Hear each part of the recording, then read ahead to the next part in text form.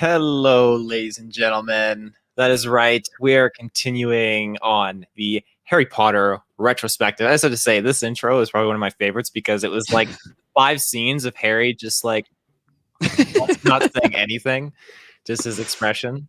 But yeah, and this is also your favorite movie, so it's not surprising. This is your favorite intro. It's like definitely top 3. I don't know if it's my favorite. It's tough. I'll know when we get to the end of this retro. I hope so.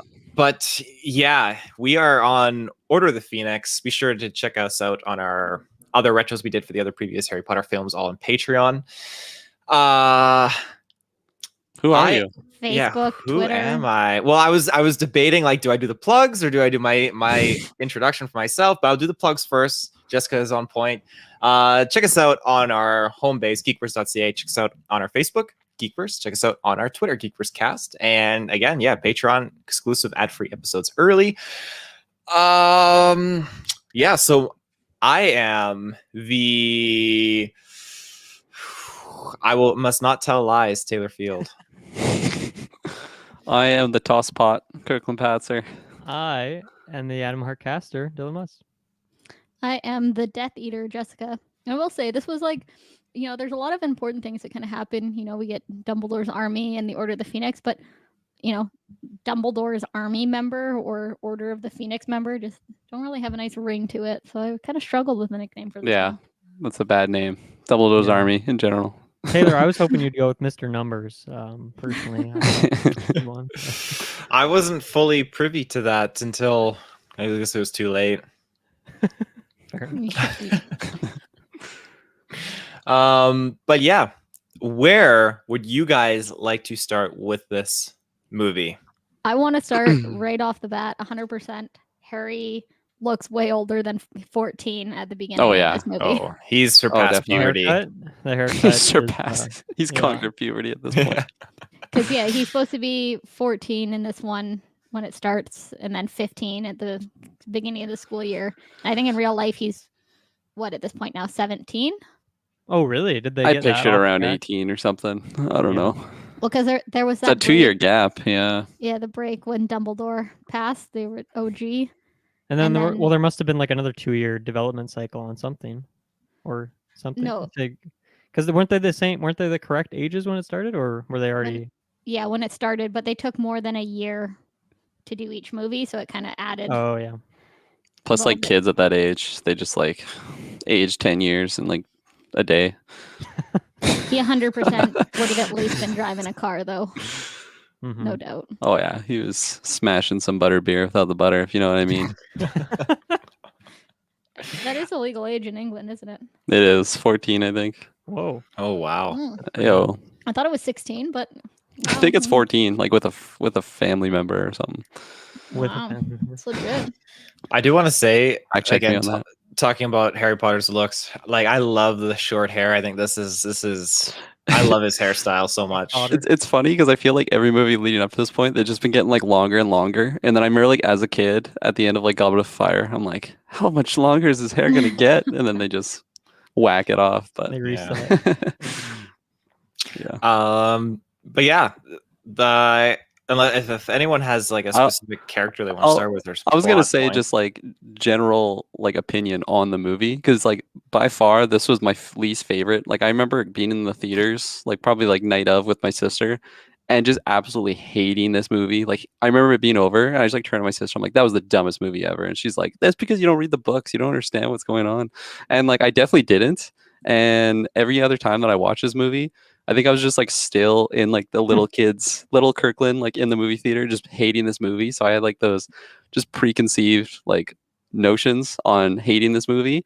But this time around, this was actually my most liked watch through of this movie. I think it's because I just really tried to separate myself from, that little kid that was so disappointed with the movie and like trying to understand why I was so upset with the movie. And it totally makes sense though, because it's like they introduce a character that you're supposed to just hate with Umbridge. I thought you were talking about Luna. I was like, what's wrong with Luna? Lovegood. No, I love Luna. They introduce just like the whole like the Ministry conspiracy and like just hating on Harry and Dumbledore. And like as a viewer, you're supposed to hate this whole situation. So like especially as a kid, of like I just saw Goblet of Fire, you know, these great like tournament type situation. Then I go to this one and just like not knowing anything about the books or like the like politics of like I don't know, like the mass hysteria that it could cause of like the Daily Prophet running like a Voldemort type message thing. Like I just did not understand that at all when I was younger. And I feel like every other view that I had afterwards was just like remembering my initial hate towards it. But this one I really tried to separate from it. And I actually really enjoyed it this time around, which was funny. Maybe like seeing like John Walker and like Falcon and like understanding these characters that are like just actors, but like you're really supposed to hate them and they're doing such a good job because the viewer hates them. Maybe that's helping me kind of appreciate Umbridge a bit more. But overall, yeah, this was definitely my most enjoyable view of the movie. And I'm curious going forward if I actually start liking it more, because before we even started the retro, I'm like, this is gonna be my last place movie. Like I can already tell. I hate Umbridge. I hate everything that goes on. But like I actually really liked a lot of the stuff that happened in this one, and I'm excited to talk about it. This is when they started bringing romance into the picture too. I feel like a little bit of it last movie. I feel like more with 4. They started in 3 with kind of the touchy-feely of Hermione and Ron. Right. Like grabbing his hand. And then I guess 4 had like the ball. And they're The like ball trying to, for sure. A lot of energy is going on there. So I do want to just throw out before we get too far away from it. Philosopher's Stone was 2001, and this was 2007. Ooh. And this is so. And he was 11 in that first movie. It was his 12th birthday, right? Okay. So I can double check. I believe. Got it in my notes here somewhere on Google. Yeah. So yeah, like 3 or 4 they years skipped difference. a couple years. So it was 2001, 2002, then 2004, 2005. We skipped 2003 and 2006. They get extended summers at Hogwarts. It's supposed to be 17 by the final book. Yeah. And he's like surpassed that. He's in his mid-20s. So he was 11. So yeah, it's funny you guys mentioned this. Like I obviously I notice it, but it's not jarring to me. Like it doesn't like I feel like I get used to it in a matter of like 2 minutes. You know, the differences in ages. I'm sure you guys do too. It's just kind of fun to notice, but yeah, it doesn't really like affect it for me. It feels like it's close enough, you know. Yeah, take a couple of years, like it's good enough. Like where else are you going to get these movies where the characters are progressing alongside their real life age? Like I feel like this is kind of the best you can get. I feel like I don't notice until an age is brought up. You know, like they say like how they're supposed to be. Right. Yeah. That's exactly. You know, it's like, oh, you know, you beat up another 10-year-old, you know, it's like, oh yeah, they're 15. And it's like, ooh, he doesn't look 15. Yeah. He's eating a couple 15-year-olds. That's I don't know. I don't know why crickets so much, but well, I was gonna say too, like I feel I got a little fuzzy there. I feel like it's the most noticeable, like when you first see Harry, especially because like now he's got a nice haircut, like he's kind of gotten some muscle definition, and like his jawline is just like, holy shit, he's grown into a handsome young lad, you know. Like I feel like especially with Goblet of Fire, when he had his long hair, it kind of covered a lot of that stuff, but he, like, I don't know, he still seemed significantly younger than this one. 18. He was 18 when it came out. Yeah, I figured it was around 18. He looks more like the image we've seen of his father throughout these movies. So maybe that's part of it too. Yeah. He seems a bit older in that sense. I guess to just talk about my overall thoughts, because I mentioned in the last episode that like this is really where it gets murky for me. Like from here forward are the movies I didn't rewatch nearly as much, and I haven't watched this one in probably at least a decade, like if not a bit more than that. Like it has been a long time since I watched this.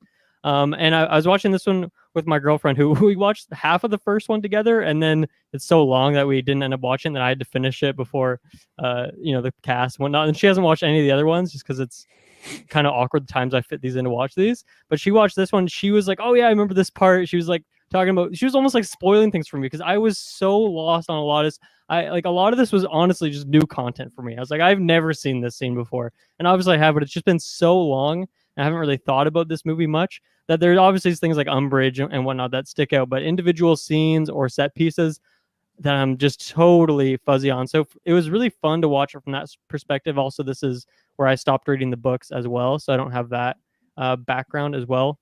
I I really enjoyed this movie more than I was expecting from the same as Kirkland. Like I remember not loving the movie as much as a kid. I think it maybe seemed like less fun, and Umbridge is really annoying and an effective villain. Maybe we'll talk about that for sure. But yeah, I think it really worked for me, and it actually in some ways felt like more magical and harkened back to the first two movies in terms of like the setting and the color, the contrast and all that stuff relative in the last two movies in that way as well. So I really enjoyed it. I have a lot of notes on this one. I think more than any other movies, honestly. And for me, it's a lot of character stuff. A lot of character things are really puzzling to me, and I think it just comes down to we're watching these characters over the course of several years, and we're just seeing like 5-minute scenes here or there, or like a character have 10 minutes of screen time in a movie, but in the characters' heads, they've known each other for years. And so there's a lot of things that I feel like are just missing, and some things that you'd maybe want to fill in the blanks, but other things just seem very puzzling to me. So we'll talk about those. But overall, I was pleasantly surprised with how much I enjoyed this one. And I also liked the shorter runtime. That was something as well. It kind of, this is the second shortest, if not the shortest one so far. I think it was the shortest. Yeah, it's 218. It was like a few minutes from the third one, whatever that one's called. Okay. Azkaban, yeah. So yeah, I don't know. Those are my overall thoughts. Jessica, Taylor. It's always me first. It's always ladies Yeah, first. you when go. ask Of course. Taylor. Yeah. I did say Jessica and then Taylor. So So this one is usually at the bottom of my bucket. I am not a big fan of it.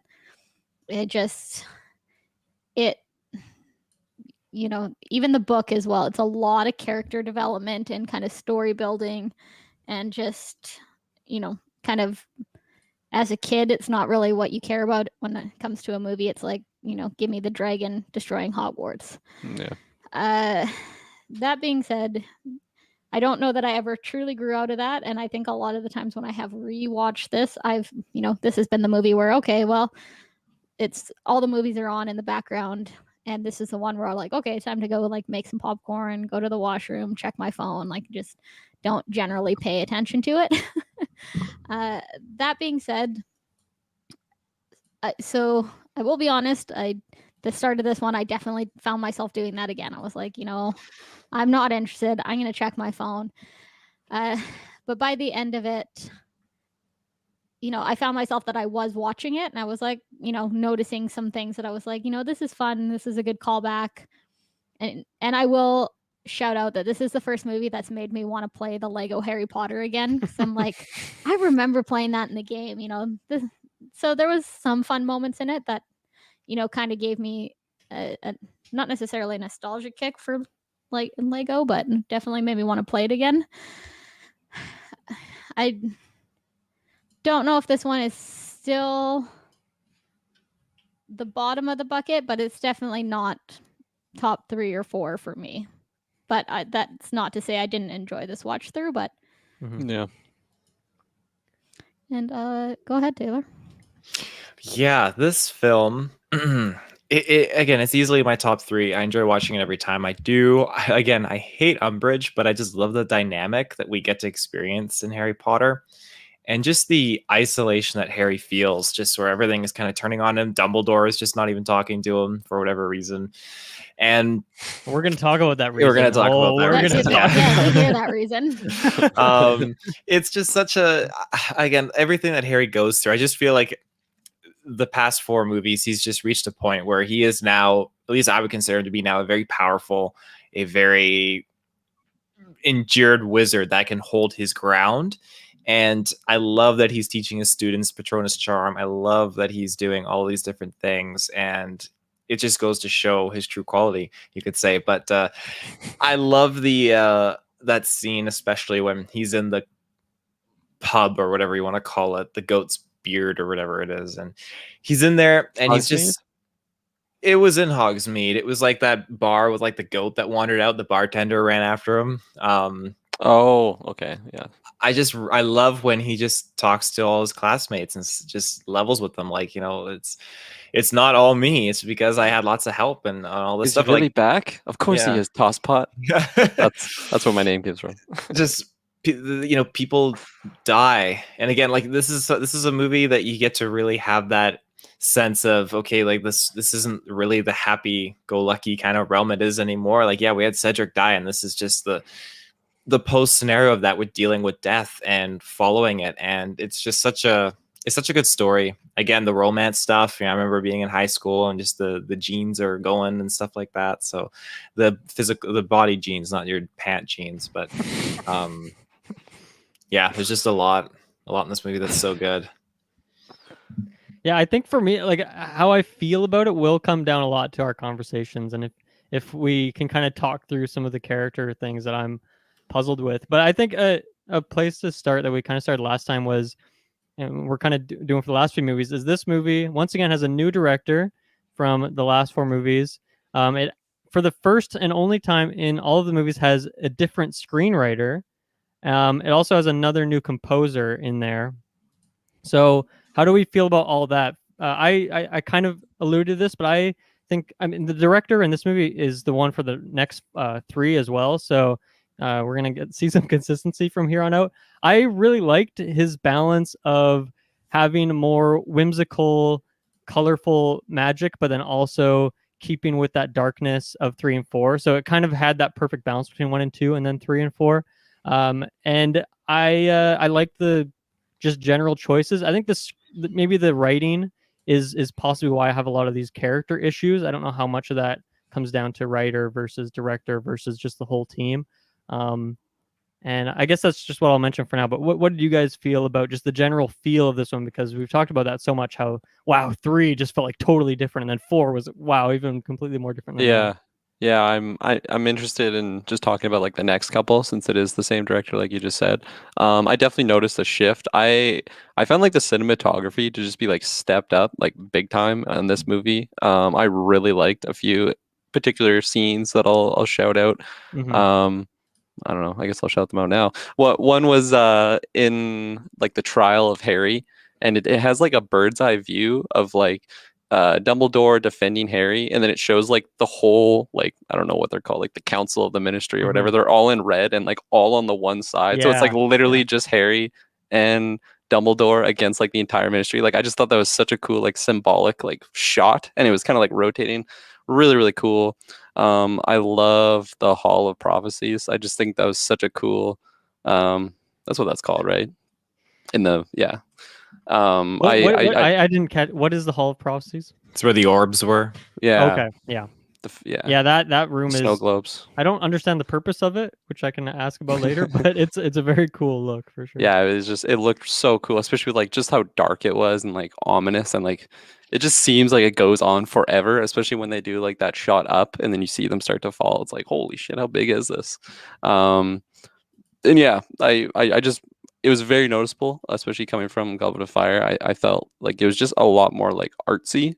This movie in general is just a lot darker, obviously, because we're like dealing with the aftermath of how the last movie ended, and that was a very dark ending. And it just felt like, oh man, like Voldemort's back. The Death Eaters are out there. Like it felt different than just having like Dementors around the school. Like it felt like actually like, the war is happening. And I mean, that's the theme of the movie. But yeah, I could definitely feel it in me bones. Thoughts on writer, director? I was gonna. Ladies first. I forgot what the prompt was. I'm not gonna lie. So I was kind of sitting here like waiting for someone else to go, and I forgot you gave us a prompt. Sorry, Dylan. Okay. I got many more of those, so you better start listening. Just. I was listening. It just kind of Kirklin talked too long. Kirklin has to shorten his answers next time. Sorry. Sorry. Yeah, I think it's definitely. I don't think that it was as noticeable between the last one and this one. Between, if you were to compare this one to 3, like this one was definitely more brighter, funner with kind of the magic and things like that. 3 was just so dark in everything it did. But there was, I had fun with, like Kirklin said, the bright magic, and I love the symbolism of kind of the pink. She's supposed to be this bright thing that's supposed to make Hogwarts cheery and better, but it really, it's this stark contrast to everyone around her, especially Mhm. with everyone is finally in robes in this one. You don't see as much of that kind of outside clothing, so she really has this stark contrast. Mhm. So there's things like that kind of imagery that's fun to watch in this one. I'm sorry to cut you off. I just noticed on our overlay that Umbridge's eye is just Oh, going she's watching through our us. cameras, Alright, and she's it's like watching us. really tripping me out now. She's just looking right at me. Oh no! Is that the scene with like I'm the not gonna be able dragon? to Like unsee the It that. fireworks? Oh, okay. Oh no! She's watching. I need to put something on my screen to block that. Little post-it note. Yeah. Oh, I do have post notes. I'm gonna do it. Gonna do it. Nice. For those people watching on our video. It's kind of see through, but it works kind of. There we go. Can rip it in half and like double lay it. One of the other things that I have a note that I would have liked to have actually seen more of this, but I think it was really fun is that they do show so many like the decrees and the newspaper clippings, a lot of things that really take that mental imagination to think of all these different decrees. And I would have loved to have had the time to have paused the newspaper at different times and read everything that it said on there. I kind of wish that some of them were slower, but things like that are kind of artsy and fun. I definitely noticed in this one, you don't really have those, pausable Easter eggs in the other ones so much. Other than that, though, I can't say off the top of my head that I necessarily notice a whole bunch. I will say that I guess it would be the screenwriter for this one. There is a lot that gets changed from, not so much changed, but kind of left out between book and movie in this one. In my searching, I didn't find anything about the director wanting to do multiple movies or making it 2 parts or anything like that, though. So interested to maybe in my digging while we're talking to see if I find anything else about that. But there's a lot of things that are definitely kind of different. So that was kind of my big director screenwriter notice. Taylor, did it stand out to you at all? It sure did. So for me with this movie, I very, very much, I love the aesthetic. I feel like the element that this director brings is, just a whole change in the way the magic is displayed, which I really like. And again, the composer, I have to say, this is one of my, it's no John Williams from Philosopher's Stone, Chamber of Secrets. This is probably easily one of my, again, top 3 up there with Goblet of Fire, but I really love the score. I love Umbridge's theme. I love the theme, like all the different themes they use in this, I think is great. I love the theme when they're all duking it out against the Death Eaters before Sirius dies. Like that theme as they're just like battling is so good. Is that when because there's also the theme when like near the start of the movie when they're all riding on their brooms through London, and then like at some point they reprise that theme, and I can't remember where it might have been that scene that you just mentioned, but I agree the score for me stood out. Like I mentioned in number 4, it didn't really do much for me, but I loved it this time around. That was fantastic. That's all I got to say on the film. Just good. I just always gets me, like my brain, every movie review or like retro anything, people talk about score or sound effects and stuff. I'm just like, what's music? I mean, in some ways, like a really powerful score is something that you don't notice, right? It just like affects you subconsciously without taking you out of the experience and not noticing it as like a separate element, So maybe you're just an intellectual in that way. You just like see through it, whereas we're like getting stopped by it. There's no Kanye randomly playing like that. I am a god. Yeah. Yeah, that would stand out. I would notice that one. Dylan, what's your next question? I have so many like scattered notes. I don't even know. I want to ask a question. Okay, go for it. I'm going to take it from Dylan because I wanted to ask this in Prisoner of Azkaban about the Dementors because I just don't fully understand them. So like they're just immortal, right? They're just like these ghost-like things that are something completely different, like than Sir Headless or Sir Nearly Headless Nick. Like they're just like, what even are they? Do they talk about that in the book? Because they obviously don't talk about them thoroughly enough for my liking in the book, or sorry, in the movies. I'm just thinking about the meme that I sent Taylor with the nearly headless Nick, and it's Nicolas Cage. Oh yeah. Taylor I don't sent know. that. I don't know why I laughed, but that got me. Let me see. I don't remember off the top of my head any. Okay. I should have done my own research.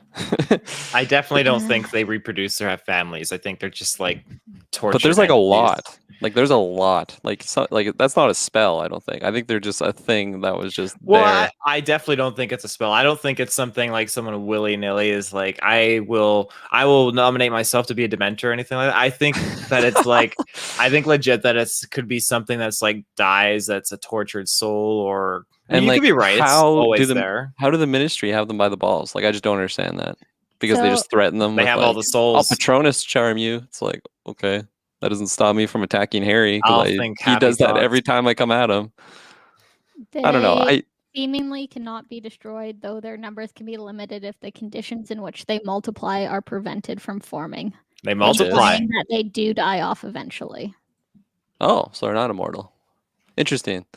I was very confused about them because they kind of touch upon them in The Prisoner of Azkaban, but in this one, like even when I first watched it, I just did not understand how they were just there and like slurping up Harry. Like, why are they just so attracted to it? Is it because, and like they kind of hinted like maybe Voldemort is like controlling them, but like, are we just writing that off because Voldemort's so powerful that he can just control those beings? Or well, I mean, they were acting up before he really had control. Way back in number 3. Yeah. Well, I know, that's why I just don't understand. I think that originally they were drawn to him because he shared that element of Voldemort, right? And he's a criminal, so they were going after him. But now I 100% think that Voldemort's out and he's got the Dementors by the balls. He's like, I got so many souls for you guys. Yeah, and like heading into the next film, that's where like Voldemort actually has like control of the Ministry. So then I kind of understood like why the Dementors were able to just like follow him and like do bad deeds. Mm-hmm. But like just in this movie, it just seemed really strange. Like, could that possibly be like the Ministry just like totally like as if they're like planting coke on Harry to like get him expelled? They're just like, oh, he had to use a Patronus charm. I don't think they Muggle. expected him to whip it out. I think they were going there just to totally screw with him, and he whipped it out, and it caught the Ministry. They're pulling by the a balls. Dudley. They're pulling a Dudley just to go beat up Potter and his little cousin. Or big cousin, I guess. From what I gathered, I mean, the Dementors, they feed on positive emotions, and then the less, when people no longer have positive emotions, and then they suck out the souls. Mm-hmm. So what I gathered was that they were attracted to Harry because he had seen so much like turmoil and death and had such sadness in his life, right? His parents dying and being abused as a child with the Dursleys and things like that. So they were attracted to him because he was so, had all this trouble and this internal turmoil, and he had seen Cedric die, and So for me, it wasn't anything necessarily about Voldemort. It was that Harry was just so close to having his soul come out because he had no positive emotions, and that's why when he was training with Lupin in the last one, he was trying to teach him to find any positive memory. That's why it was so hard for him, right? Because he didn't have many. Have much, yeah. You would think the Dementors, though, wouldn't be able to go into the regular world. Like they would only be able to stay in the Wizarding World. Like there'd be some preventative thing for that. Apparently, or else they'd be going around all the time because they probably don't care if they do magic outside of if they get seen by a Muggle doing magic. Well, that's Wouldn't what they I be was going out all the time to do that. That's what I was so curious about because like the minister says like Muggles can't see Dementors, but like obviously one was slurping up, Dudley, and I don't know, Dudley's a bully, but like I don't think he's a murderer or anything. Like on that why are they slurping him up? Did you see the Ministry of Magic's face? He was just cracking a smile like, that's very clever. Muggles can't see Dementor. Oh, he was so like he knew all the answers. Oh, yeah. I mean, if your buddy's there just like sucking Harry Potter, I guess might as well go for the other. Action. Yeah. You take that one. Yeah, because like apparently, I don't know, like they are genderless and they don't mate and they grow like fungus where there is a decay. Damn. That's fungi fucking drop. badass. That is Fungi, some metal they stuff. grow everywhere, even on Mars. So there you go. They got Dementors on Mars. That's just it. Proven fact. Yeah. Yeah, I don't know. It was just kind of weird for me because I, like, in that moment, I just pictured like Dementors just like going and like sucking the souls of like serial killers that are just muggles or something, because like they're just a tortured soul or something, right? I And can see the cops wondering, why do our jail cells just keep getting there's empty? just a dude, like, yeah. Well, they Like, wouldn't I even was- see the Dementor. This guy's just getting Yeah, sucked on the yeah, wall. no, that's what I mean. There's just like a dude getting Yeah, I wonder slurped up. I wonder if that's a lore thing that happened. It's just something that I wish that they explain more. They do a little bit. I feel like most of the explaining of the Dementors is in Prisoner of Azkaban, and I completely forgot to bring it up on that episode. So I told myself I'd bring it up in this one when they're actually back. So I feel like you didn't forget it. You were just like, I want to bring this up, but we don't have time. So you just kicked it down the road. But yeah, I don't know. I guess like in this particular movie, it happens so early that I kind of like I kind of forget that they're doing stuff, and then it kind of passes by me. But I don't know. They are interesting. I guess I haven't really taken the time to think too deeply about what they how they work, but how they mate. yeah, how they made. I mean, that's not something I want to picture. Since we were talking about that scene, I mean, Dudley, what a piece of garbage. You would think that after all these years, and like obviously they haven't had a great relationship, but he's saying some like pretty heartless stuff. Like this guy is so far gone. He's doing. His friends it's were laughing. unrealistic to me. What does he say? He's like, "Where's your mum, Potter? You cry in your sleep. Your mum's dead, Potter." Yeah, he's just totally ragging on him. it's bad. It's like scum of the earth type speech. Yeah, it's something that I mean, I think about him. I think about Umbridge. I feel like all the villains in these movies are just so irredeemably terrible, awful people with not one good quality. And I kind of wish there was a bit more. Like Umbridge, like she's an effective villain, I guess, but there's just nothing. Like there's no part of you that cares about her. Yeah. Like doesn't really have any sort of like logical motivation for what she's doing. And it's kind of a problem. Like Draco as well. I mean, he's been such a non-factor in these movies, but his father as well. Like, there's just not one single quality you can point to in any of these villains that is makes them like more than just a flat villain. It's kind of disappointing, and I felt like Dudley. Like, what's the purpose of making him a total asshole at this point? I don't know. I think I'd be more interested if there was like a nuanced relationship between them where they actually were getting along somewhat. And maybe he's playing it up for his friends or something, and they actually do have a decent relationship because they do run back together instead of him running with his friends. But for the sake of what we see in this movie, he's just, I just don't see the point of the character. Like, what do you get out of having another random ass villain who's just such a terrible human being? I don't know. It seems weird to me that all these villains kind of fall into the exact same pot. I don't know. Yeah, no, for sure. I think that's a fair like observation, honestly, because like when I'm thinking about all the villains in this series, they're pretty much all like the example of just a total rotten soul, no redeemable traits or anything like that. Like somehow Lockhart is like the best written one. Yeah, and definitely. He's just like a bumbling buffoon kind of guy. Right. Yeah, exactly. And just with Dudley though, like I feel like they're really just trying to explain, like, okay, this kid was just, basically raised to be a bully. Like, his family was just bullying on Harry the whole time. He was incredibly spoiled. Like, I think it would be weird if we started this movie and him and Harry are, like, playing catch and they're just, like, best friends. And he's like, sorry that my parents are assholes to you. I don't know. It would have felt like a super big shift, especially since we didn't even see him in the last movie. Like, last time we saw him in movie 3, oh, that was with the ant getting all blown up. I don't know. I do agree with your point for sure. Yeah, but I also feel like you're right. Like there isn't, with all the backstory stuff for him, it makes sense. It's just it's just a bit uninteresting. I don't know. That's all there is to it. I don't have too many notes on the like early part of this movie, like before Hogwarts stuff. Obviously we get introduced to some new characters. I like Tonks. She's fun. She doesn't have too much going on, but I think she's a fun addition in there. Yeah. I like her little quips. I like her relationship with Moody. Her and Lupin are like married, right? They're married or together. I think so. Way. I don't know if they were together yet in this one. definitely are I in feel the like next we didn't one. really see that much, but I seem to remember that being a thing. It is a thing. I don't think it was in this one quite yet, though.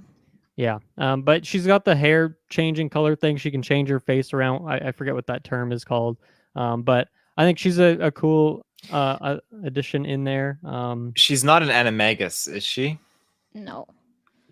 Do you know why they call her Nymphadora? Maybe she's like a her half. name. But she says, Nymphadora "Don't Tonks? call me Nymphadora." So I always assumed that was like, A metamorph magus. oh my Metamorph. god, A witch or wizard with the rare magical ability to change their physical appearance through sheer will alone. No need for a polyjuice potion or spell like the wizarding population. Mhm. Her name is Nymphadora, though. I know. Her first name. That's like me saying like, "Don't call me Taylor." Yeah. Yeah, but if you had exactly. like a nickname that you preferred, like Mr. Numbers, and you just didn't prefer people called you Taylor, Oh, then yeah. that's But fine. You know, What does true. she prefer? Just Dora, I think. Tonks, right? Tonks, yeah. But that's her last name, and then she takes Lupin's name. Some people go by their last name. But it's no longer okay. Okay, I feel like in 2021, the year of accepting people's pronouns and their chosen names, like this is not a hard concept. I feel like I have multiple friends not who what this I movie was just based- only refer to by their last name. What's This that? is true. Such I can as advocate Briggs. for I that. don't remember the last time I've called Tyler by that. Oh God, it felt Yeah, weird Tyler to say goes that. by It's Briggs. Briggs. Yeah. Anyway, That's not his first name. Not His name's Tyler. Carry on. I mean, if your name was Nymphadora, would you really want to go by that? That is badass a sick name. ass I think name. I would own it. Yeah. I mean, It's my way name's better than Kirklin. That's a Taylor. pretty weird name. So quick random question also with that early section. Who is that old lady that like shows up there? She's one of the she comes back at the the quips, the quipe, the what do you call it? She's like I a don't know. filch. She's like one of those people that is like born without magic. a squib. That's the one. Okay. She's a quipper. She drops lines. Yeah. That's Yeah, interesting. she's a squib, and she was there like on So Dumbledore's she still has watch. access to the magical world, but she just kind of is not really into it because she can't do magic, I guess. I get, yeah. Like she's just like Dumbledore's most trusted general, I think. I was wondering, like, she I just thought that seemed was like come out of Filch. nowhere. Like, it seemed like maybe she was a character who was like sent there to like watch after Harry or something like that. She was, yeah. Yeah, she's been there for years. I'm pretty sure. She's the like. What is she the gonna do neighbor. if she doesn't have magic powers? She's got her little cart with like an umbrella or something in there. She watches Harry, make sure the parents aren't too mean to him. But if Just the right Dementors amount. show up, she can't do anything, so he She- just dies. She could see Dementors though, couldn't she? Or is she like how does that work for squibs? Yeah, that's a good Muggles can't question. see Dementors, but she's a squib. Yeah, well, there are differentiation, so I think she'd be able to see it. Maybe it's because she's just like used to the wizarding world. She experiences it because that's like the one line that they dropped with like why the Muggles weren't able to see them. It's just like Muggles don't want to see anything, right? They're just going along with their day to day. True. But they don't ask her. Well, when they interview her, she doesn't give a description of what it looked like. Yeah, she does. Does she give? I thought she was just saying like how the environment felt like it was cold. One was skinny, one was a little too fat. No, but then I think she says like one was That was the dark and like people. cloaked, and then yeah, like dark cloaked. Oh, you're and then right. She just does. got frozen, and then everyone's like, "Ooh, that sounds like a Dementor." I'm paraphrasing. That's not a perfect quote, by the way. Do you guys have other things from like that kind of early sequence where we're at the Sirius household, right, or the Black household is The Black House. is where it is until we go to Hogwarts. So I did one other thing, kind of talking about Dudley and that whole kind of first piece of it is, just how he was reacting afterwards. So, when Harry gets attacked and he just kind of wakes up and eats some chocolate, or after Sirius is attacked, he gets on Buckbeak and like flies away. But Dudley's just like out of it and cannot walk home and sitting there hugging his pillow. I wonder if that's just like a Muggle thing or what. I think he's just very reasoning- weak-willed. I think he's just weak. That'd be He's my super weak. guess. Yeah. Maybe he was really close to losing his soul because he has no happy memories because he didn't get Could be enough that, too. birthday presents. He didn't get his birthday presents. Yeah, you're right. Yeah, I didn't have get to- 42. I have to say, I feel like in this movie, Vernon is just like Vernon Brendan Dursley. I feel like he just totally gave up. Like his wife Petunia's freaking out about Dudley, and Vern's just in the freezer eating ice cream. Like, and he barely is like standing up to Potter, like Harry as well. He's like, Yeah. "You've done it. You drove him loopy," and He doesn't care anymore, yeah. he doesn't care. The only edge he gets is when the letter is like, "You've been expelled from Hogwarts." Like, justice. Yeah. Like Justice. Like what a line delivery there. Yeah. So in the books, there is more than one letter, and Petunia actually gets a letter as well. Oh, why she get arrested or something? It was. Let me see. I'll have to. I I don't think I remember my sister telling me about this actually. I'm curious why she would get a letter. Well, because her sister was a wizard. She has some ties to the wizarding world. I guess, but it'd just be more relevant to Harry, wouldn't it? So it's interesting why his foster mom aunt, who's non-magic, would get a letter. But I guess she's a squib, right? Well, no, because Lily was born of non. Oh, magical okay, parents. right. Yeah. Yeah. We knew this. We discussed this in one of them. That makes her a mudblood, but does that make Harry a mudblood? No, because he's got magical parents. So he's a half-blood. pureblood. So he's a mudbloods can become purebloods. No, Well, Mudblood can't need to- become a pureblood, but they can have pureblood children. you Whoa. need to interbreed to get purebloods. That's the only way to do that. Intermingle the gene sequence. Yeah. It says, remember my last letter, Petunia, and it was from Dumbledore. And then I'm pretty sure it was Dumbledore gives her a letter when he first gives her Harry, the one on his chest that you see him like tuck into the blanket. Yes, he sends her a howler to remind her of it. But A howler. Dursley's got himself a howler. well, technically that letter that he got was Seamus is in the howler. window. Just oh.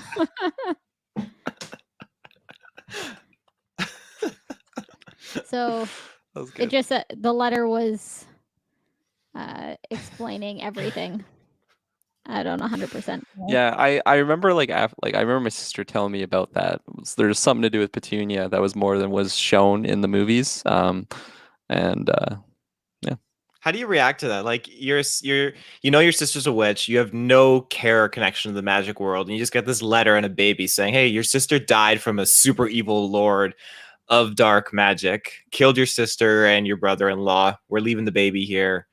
Don't worry, the bad guy died, but he'll be back in 7 years, or 4 years. Sorry." She handled it pretty They don't know good. that he'll be back. Dumbledore knew because we learned in later movies, like. The Well, Well, he wouldn't know. share that information with her, but she pretty much reacted the worst way you possibly could. I would say. Yeah. Yeah. I mean, I don't know. If you don't want him, like, just take him to an adoption agency. That's why, yeah. That was like my biggest wonder on why they even put up with him. Like if they just hate him so much, they hated her sister, they hated James Potter, Maybe but Dumbledore sending them some sweet coin. I was gonna say, or There maybe is there's definitely a few gallons in there. maybe if they adopted him, they get money from the government or something. They're just milking on that. I don't know. Where do you think they got all of Dudley's presents from? He probably spawned them like Santa. That's true. Mm-hmm. Yeah, I think that's all I kind of have from that beginning piece. If anyone has anything else. I was just gonna touch upon I love the look of the Ministry. It just looks so cool. I think this is the first movie that we see it, and we see a bunch of different areas of it, and it's just such a cool looking location. I love the dark marble or whatever type of stone that is for the flooring and everything. Yeah, I really like that as well. The setup with that and Mr. Weasley going with Harry, it is really good. When they go into the subway, it was funny. How he's just acting, and they go into the phone booth. The escalator and the train ticket thing. Yeah. Yeah, that's fun. He looks like Elf, just totally out of his environment.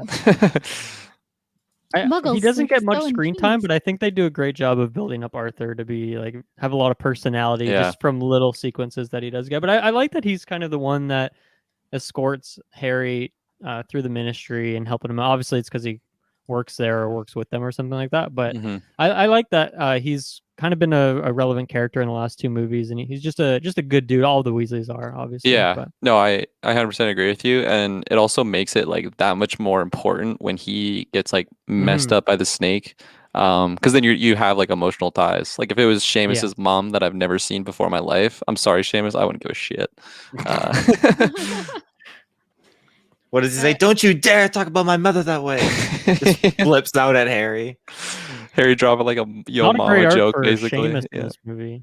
No, he goes the Ron route last movie, and But I Ron guess is it like is demon. Ron is like a super loyal pup in this one. Big shift from last movie. I liked it. The Ron. I like how you call it the Ron route. The Ron route. The right way. Okay, get to some Hogwarts stuff. Yeah. So, we get introduced to a character who becomes very relevant in this movie, and then the next one's Luna Lovegood. She's always been like my favorite character. I love in 1 minute she becomes a more interesting character than like 95% of the characters in any of these movies. Just with like her little weird quirks, she's very bizarre. Like even the way she talks is very soft spoken and wispy, and she's like never really like seems like she's looking directly at people. She's just kind of in her own world. She zones out a lot, it seems. Yeah.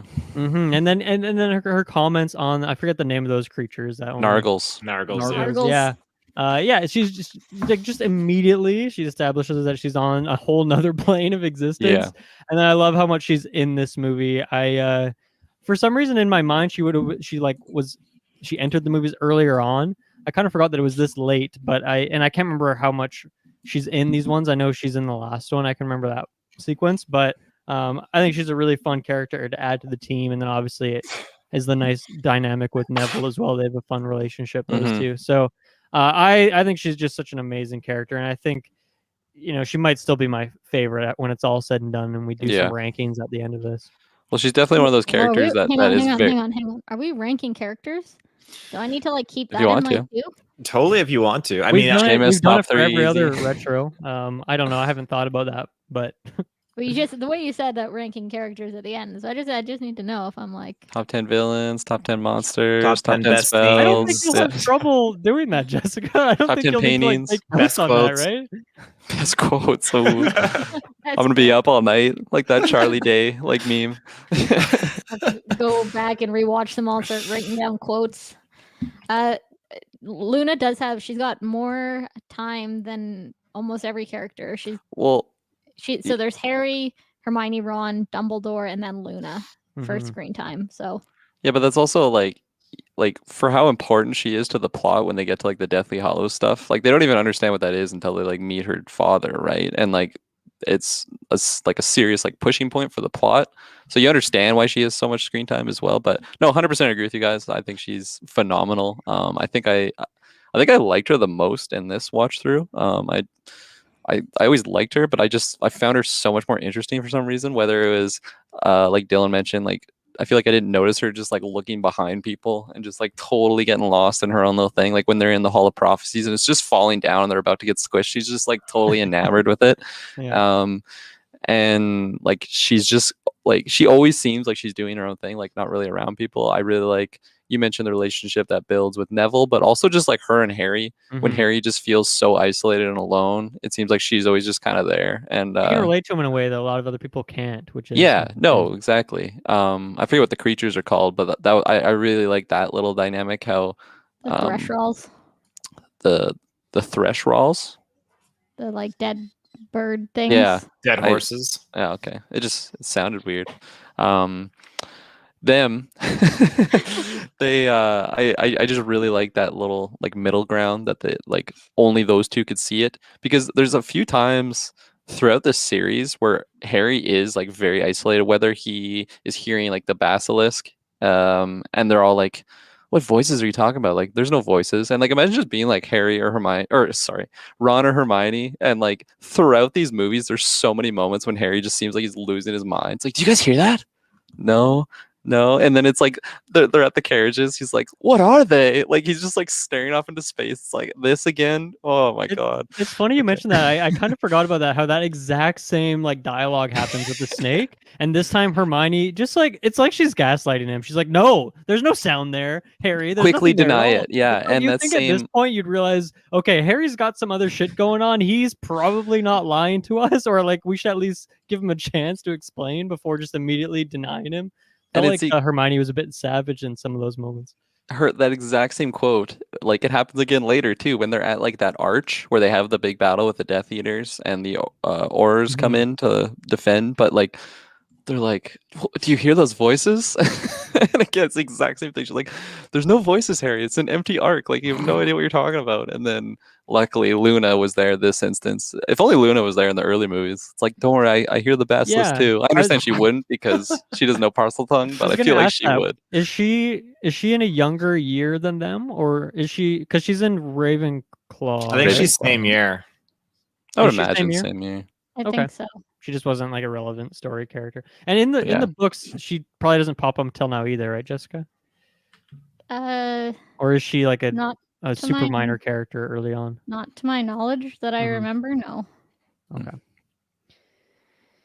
Yeah, I feel like she would have popped up in the movies, considering how big of a character she is. Had she been in the earlier ones, but Yeah, I was gonna say too, like the whole Nargles thing. It's funny because like I remember throughout the movie, I'm like, "Okay, they're gonna come in at some point. Like these Nargles are gonna show." She keeps talking about them, and then there's no viewing of the Nargles. But it's just stuff like that. It's just the stuff she says is so ridiculous, but it's like it's probably gonna happen. I'm assuming because we're in the Wizarding World. But Mhm. I want to just pop in, and I had it in my notes too. Like, I love Luna. She's adorable. You know, she's just that kooky little emo kid. Not actually emo, but in the sense that she's just kind of off doing her own thing. Doesn't really care if anyone's with her or not. You know, and it is really nice to have that kind of, I don't know, lean on for Harry. But one thing that they did leave out as well is in the books, Neville can see the thresholds too. So because he's because his witness, family, yeah, his parents died. his parents aren't dead. They're in St. Mungo's hospital. His grandfather, though, is who he saw die. Oh, I thought they died. I thought they said that line in the they said movie. that they died. Yeah. No, they're in the hospital. I talked about this. No, They go to Bellatrix they killed go to them. the hospital and see them there. They're crazy. Does that like just change what was said in the movie then, or did they just No, not know well, I that guess- he said? No, because they did say Bellatrix used the Cruciata or like the torture mind. one. Cruciatus curse. That's not the She- killing one, right? They were No. tortured to insanity, and they're in the Oh, wizard's okay. hospital for the critically insane with Lockhart. So they can Right. come back, right? They're not. Are they totally gone?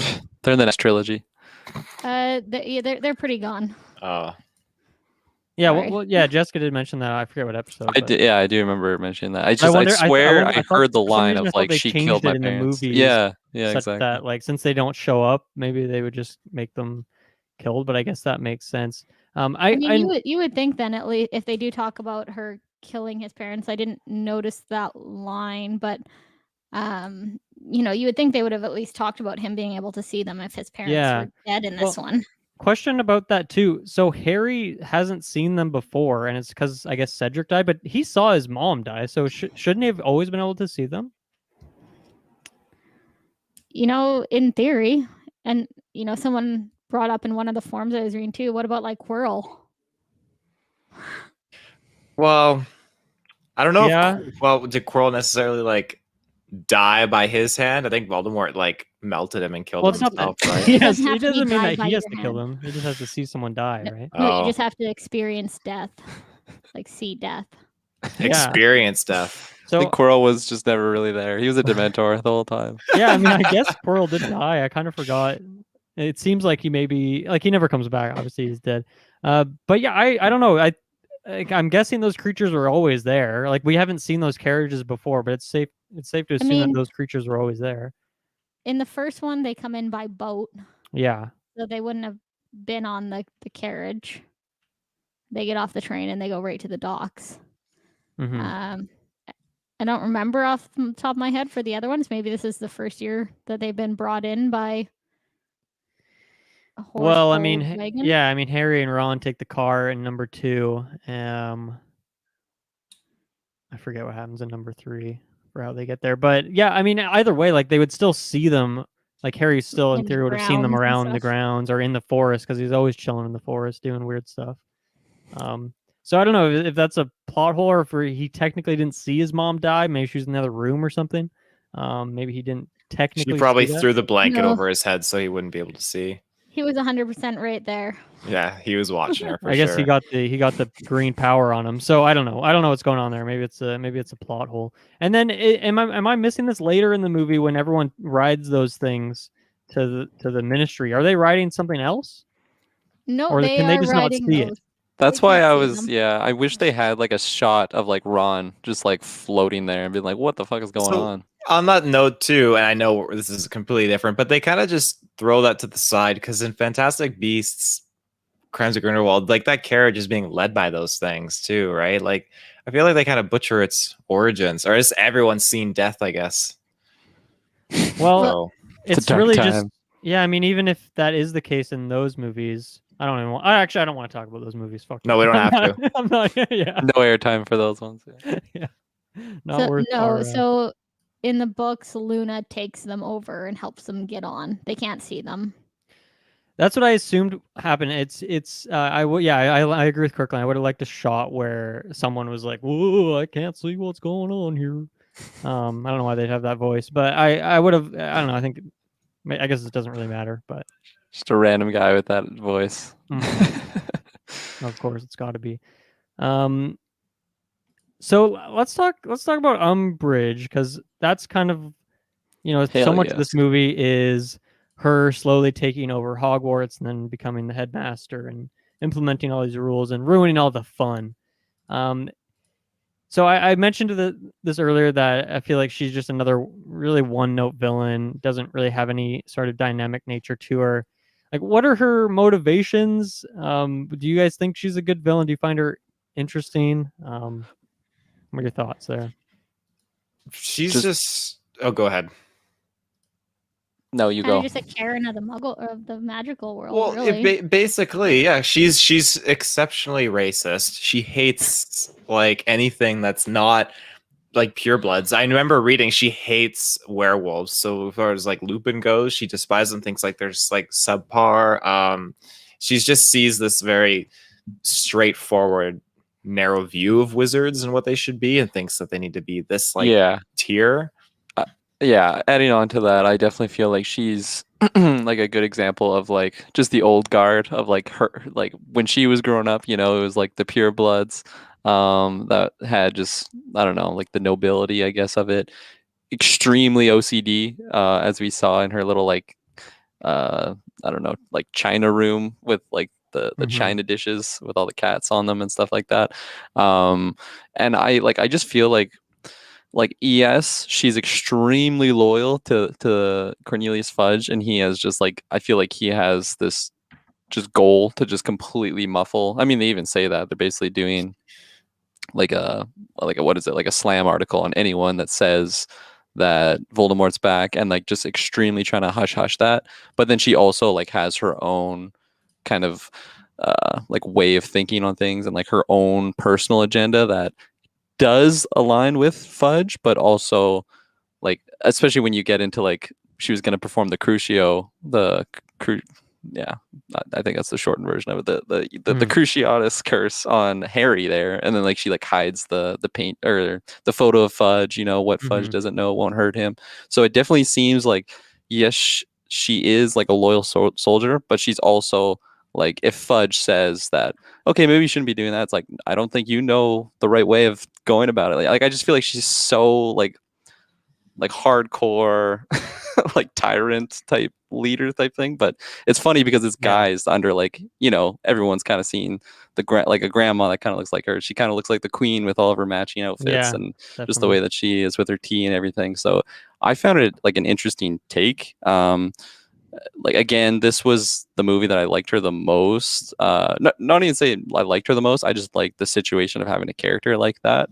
But like Dylan said earlier, like all the villains in Harry Potter are very like Yeah. the prime example of like just an evil, character that's unsavable. And you kind of open my eyes. Maybe I'm going to be thinking lesser of the series. Probably Well, not, because I love the nostalgia memories I mean, I have with it. I think at least if they're like I feel like obviously Voldemort, I feel like is a very interesting character. Tom Riddle. And we see some more backstory on him. I feel like she is an effective antagonist, just not a very well written villain. Yeah. Where I like that whole sequence in the movie. I think it's interesting, but I just don't like. She goes away at the end. Is she seen in any of the other movies? So I She don't think is. She's in the next. Yeah, she's back. She's in the next one. Okay, the I next think one she's is like in. I don't She's know in anything. two more, about. I think. Yeah, I Or think maybe she's in one two more. Okay, so we will see more of her. I was curious on that because the ending where she's just kind of taken away by some Taken away. centaurs seemed a bit anticlimactic to me. Yeah. But yeah, I don't know. I think I like a lot of that what comes with the character and the you're seeing Hogwarts from a different perspective, the way she's changing it. I love the imagery of Filch climbing that ever-growing ladder as he places the new mandates on the wall. But yeah, she is she's just very sadistic and dictator-like. Taylor, I mean, she's such a huge part of this movie that you have to be a fan if you like this movie that much. Like, what are your thoughts on her? I do enjoy her as a villain. I really do. I think her doing her inquisitorial squad with Malfoy and them giving them medals, just it's such a she's great. Again, that whole moment when her score kicks in the high gear and she's kind of just inspecting the school and everything. This is probably one of my most all-time favorite Harry Potter scenes in the entire series, is just when she's talking to Snape and she's asking him, like, you applied to be the dark arts teacher, and he's like, yes, and she just says, but you're unsuccessful, and he just says, yeah. obviously. It's so good. And Obviously. she snickers to herself as she walks away, and then he just fucking smacks Ron in the head with his textbook. It gets me every time. I don't know what it is, but Snape loves hitting Ron in the back of the head. He does. He's gonna cause a concussion one of these days. Probably already has. Yeah. Yeah, no, I like that little sequence too of her just going through and like auditing the whole school. Again, like going back, I absolutely hated it because I'm like, I just want to see them playing Quidditch, or I just want to see them, like learning a levitation spell like we had in the first movies. Because I think I was just still kind of holding on to like the earlier stage of what the movies was just this like whimsical place, whereas now we're getting to the serious stuff. So I think that's like a major reason why I really hated this film, especially like being as a young kid, just having expectations and you have no idea about these plot points or anything that they're pulling from. But yeah, just I really like the set pieces there, like Taylor just highlighted, of her just like, especially with the fortune teller lady, I forget her name. That's like a heartbreaking scene.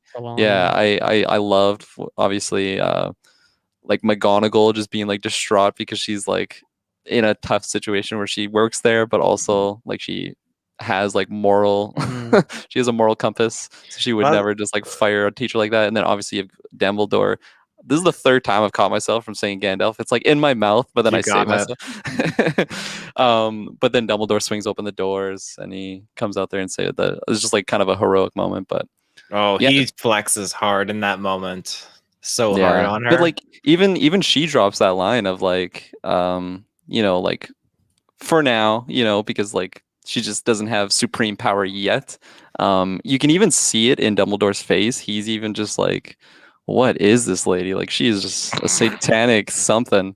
I don't know what the equivalent would be to the Wizarding World, but I feel like I never noticed that shot on his face, because like I remember that scene just being like a Dumbledore highlight of like, oh, look at this, like the head honcho's coming in, just putting an end to this, our hero.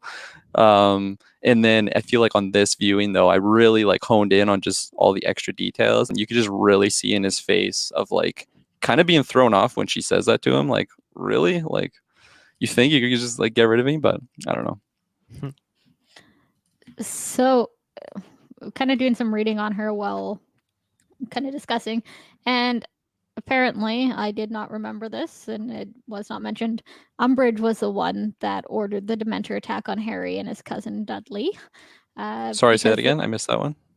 Umbridge Oh, ordered the Dementor attack in the beginning of the movie, because the two outcomes were either Harry would use his wand and use underage magic in front of a Dementor or in front of a Muggle, or he would get the kiss of death, and then he would be gone either way.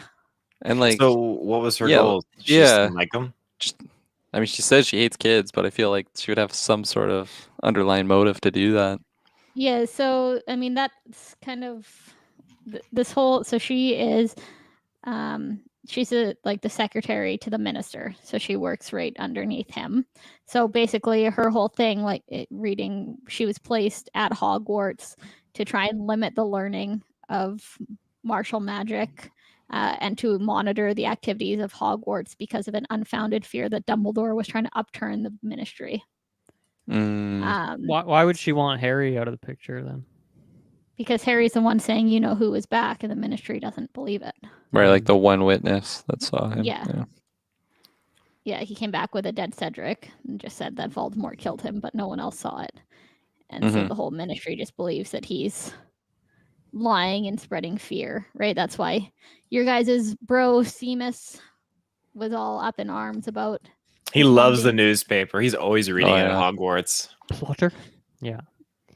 Yeah, I thought that was a weird. I mean, there's not much to say on that Seamus thing. I don't really see the point. There's one scene where Seamus gets, mad at him, and then there's like one scene later when he's like, "I'm sorry, Potter." It's like, why? It just makes Seamus look like a bad friend after these movies we've just talked about last time, how they had some cool bro moments.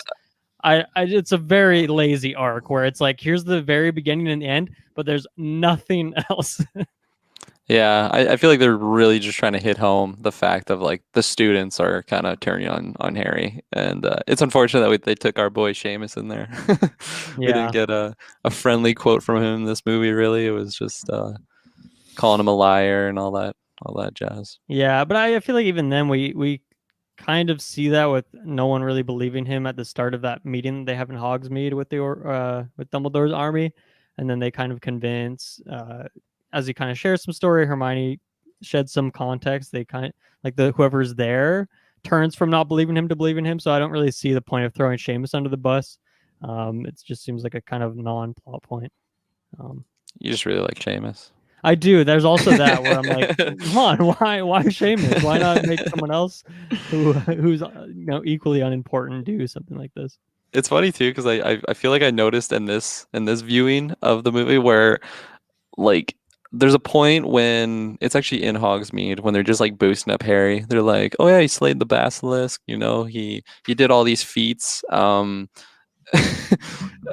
no one mentions that he won the Triwizard Tournament. Like I feel like that would be like, I don't know, like I want to see a banner or something in the school of like Harry Potter literally did it, like the youngest Triwizard champion ever. They're like, just wrote that off. I think that was I would put Basilisk over Triwizard champion, to be honest. I don't know, man. He has a dragon to go against. He has Basilisk the mermaids. Is worse than a dragon, I'd say. Mermaids, but, I mean, Triwizard Cup is like has a whole lot of baggage attached to it. I feel like you kind of just did he really, just kind of forget about that. He actually tied with Cedric. Can you really bring up the Triwizard Tournament without bringing up Cedric? Oh, totally. But they're mentioning Cedric and not the Triwizard Tournament. I want a 50-50. I like that Cedric isn't forgotten in this movie. I like that the effect of his death is noticeable on some characters. Yeah, I think that's good. I guess while we're on, I don't think I have much else to say about Umbridge, but Cornelius Fudge, obviously we've seen him in a couple of these movies before. I don't know if he actually has a line. Maybe he says "Hello, Harry" or something like that. But he just kind of is there doing business. He doesn't really say much from what I remember. But he, is a more relevant character this time around.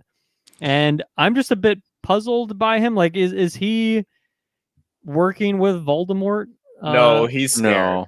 Yeah. Dumbledore even, I think, says in this film, too, that like he's terrified because he knows the truth. And like the last time Voldemort came to power, that the ministry just started to like, I think, get afraid or some stuff along those lines. So throughout this movie, Fudge just doesn't believe, or he does believe that Voldemort's back, but he doesn't want to say it. Is that what it is? Yeah, I think he's just like paralyzed by fear and just being like, if I just pretend it's not real, it won't be real. Like I feel like he's just totally in that camp, like just digging himself a grave, basically. And That that's seems like why such an awful. That's just terrible. Yeah. that's why Dolores has got all these, the reason to go to Hogwarts and try and stop them from rising up. It's all the fear that Dumbledore is going to come to the Ministry and overturn everyone. And like that was another thing that I just absolutely hated about this movie was just like, how does no one believe Harry? And like, especially being like a viewer where I actually saw Voldemort back, so I know the truth. And this movie's supposed to make me angry, and it was working, and I was just pissed off from it. So, and like I said before, like I just was able to kind of step back and kind of understand it from, if I'm just like a wizard in the wizarding world, never like I'm not even on Hogwarts. I don't know what's going on. I'm just reading the paper. I don't know, as like a viewer, I kind of like that. I feel like it's a realistic thing. I like, especially like you basically got this super terrorist, which is Voldemort, and like could literally just end the world, and only like what was he, 14 in the last movie, is just claiming that he's back and just like shouting to the rooftops. I totally understand that, like that plot point of just having like the Daily Bugle going against him and totally just narrated by the minister. Like I feel like the Daily, did I just say Daily Bugle? I don't think that's what they're Daily called. Bugle, epic I wasn't crossover. going to correct you. I'm mixing my cinematic universes. You are the friendly neighborhood cat. So you got to get your I'm just Spider-Man a simple references. tosspot in this go around. But I don't know. Like I think I was able to appreciate all of that stuff a lot more in this viewing. But it's aggravating, and it's intended from what I understand. Yeah, I guess I'm curious to see how Fudge and Umbridge, like what happens with them in the later movies, because I don't remember at all. But I don't think Fudge is even in it, honestly. I think this is his last movie. Oh, then that would be super disappointing for me. I mean, it's already Yeah. disappointing for me because I feel like the ending seems really whack to me. He's in another one, but the minister changes in the Deathly Hallows because Fudge does resign, I think, or does he resign at the end of this? He's movie? resigned at the end of this movie. Yeah, dishonorably discharged. Fudge has 0 screen time in the last 3 movies. Okay. He might be mentioned, I guess. But whoever we talked about last, was it Dolores, is only in 1 more movie, not 2. Yeah.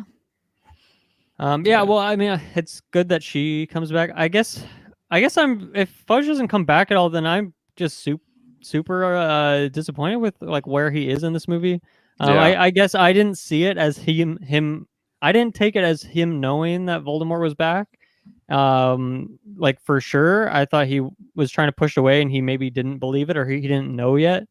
And I guess I think your explanation makes more sense, because for me, at the end of the movie, when Voldemort is there above Harry and Fudge and crew show up, it's like Voldemort's like far away. He's like fading out, and you have to imagine that Voldemort doesn't look like what he looked like before. So I found it really hard to believe that Fudge, who didn't believe this thing forever, would see like a faint image of like someone for half a second and believe, oh, that was Voldemort. He's back. So, but it makes more sense from the perspective that the whole time he already believed that, and he just didn't want to admit it. But it seems weird that Fudge he hasn't been a monumental character, but he's been referenced since, I don't know if he was referenced in the first one, but like early on, he's been a character around, and it seems really weird that he just flutters out with that last scene being the last time we see him. Especially because like there's that scene they call back to with him talking to Lucius in the hallway. So I maybe thought maybe there's something going on there. Maybe he is like working with them in some way, but that's a bit of a bummer to know that was all of that character was. Hey, did you have your hand up, or are you just waving at me? No, I was just like, I don't know what I was doing, scratching my nose or something. He's pushing the ghost away. I don't know what I was doing. No more. Yeah, I definitely feel like he's actually like a very weak character in the series. I really dislike him. He didn't really have any good moments.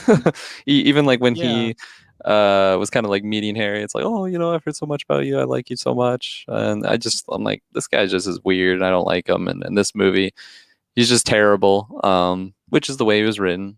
Take that how you will, but just his ending is just like, I don't know, like do you go to jail for that? Just like being so incompetent of your job, or Pretty big just, negligence right there. he just for gets a sure. pension, I don't goes think lives in the hills? I don't think they do that to politicians then No, or exactly. now. Yeah. It's very realistic. They take though. them out to the woods and let the centaurs. The have 'em. centaurs, yeah.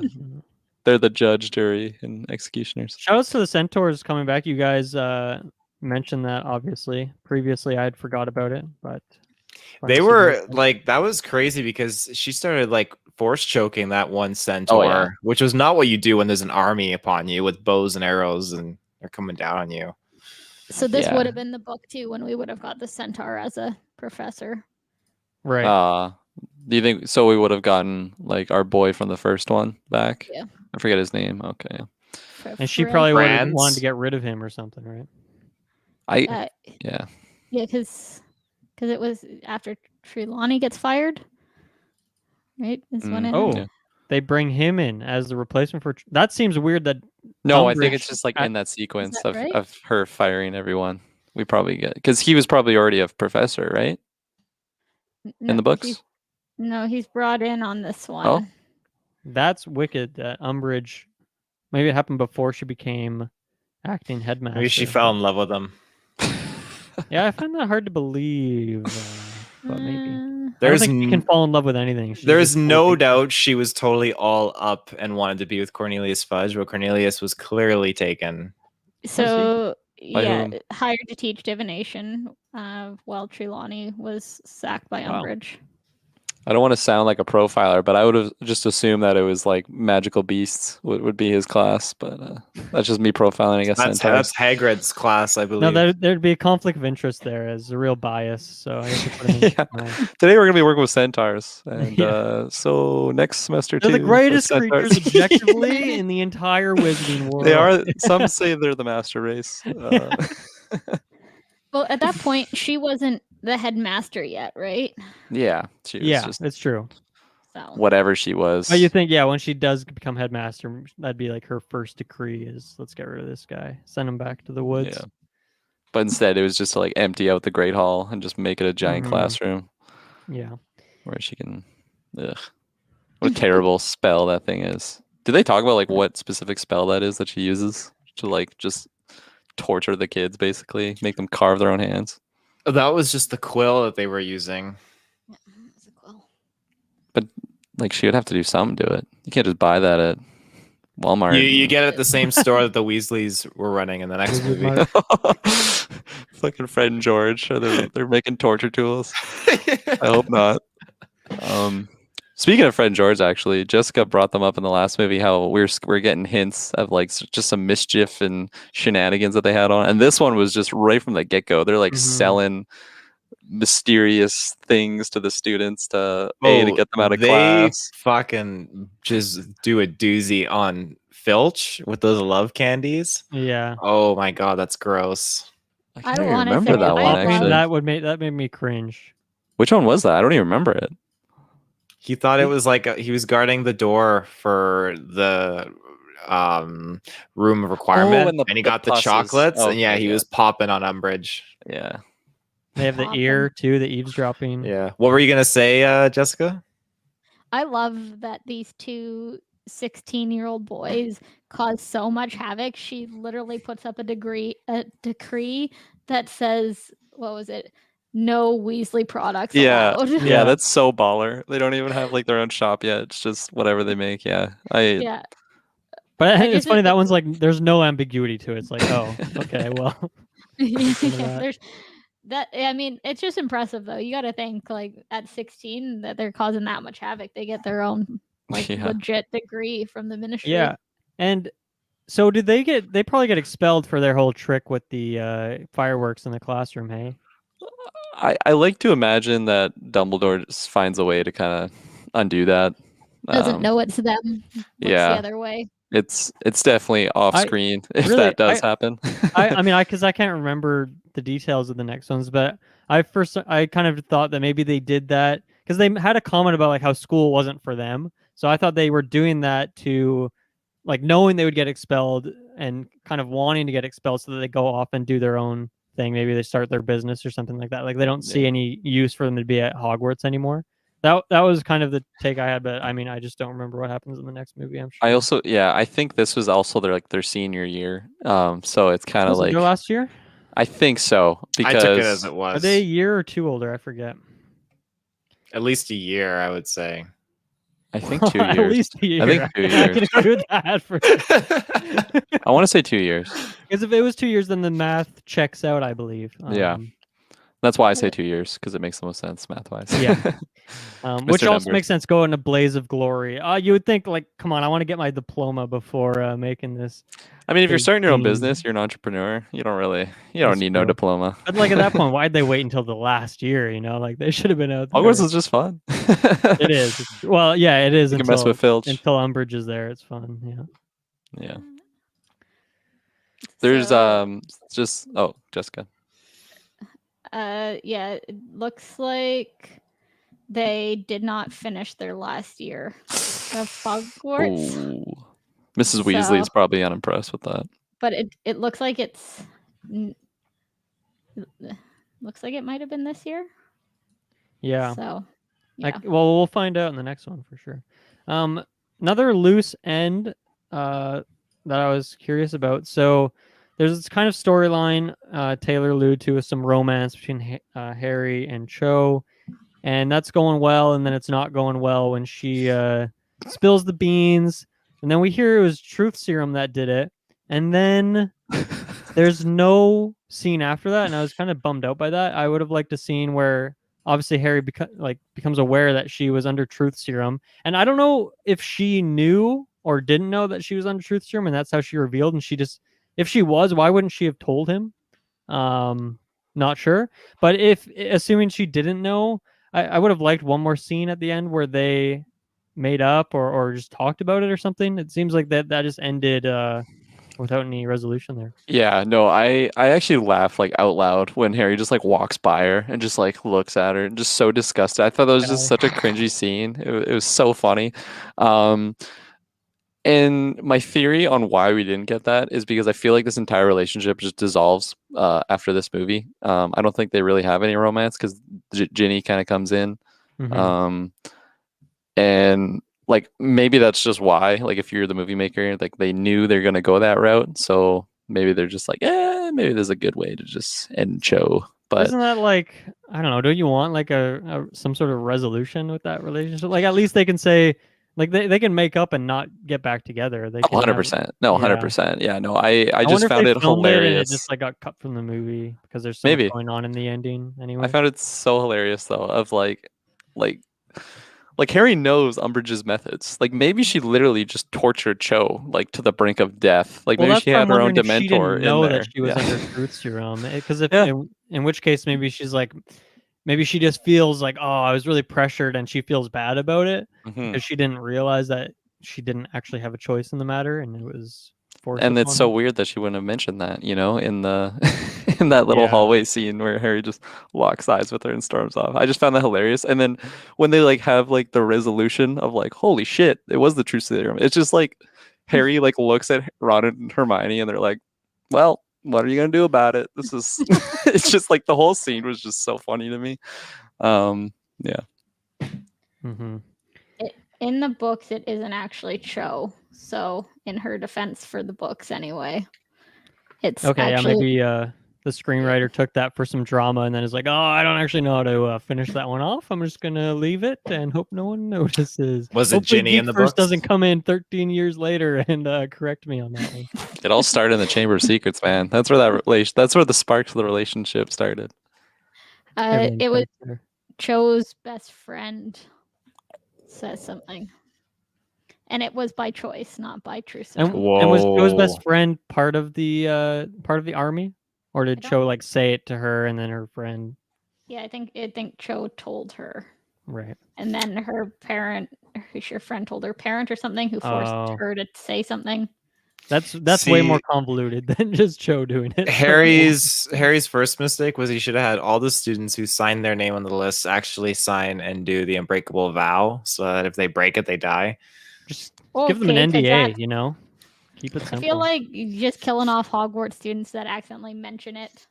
might be a little much though. Accidentally. Is that how Cho's friend mentioned it? Like an accidental passing?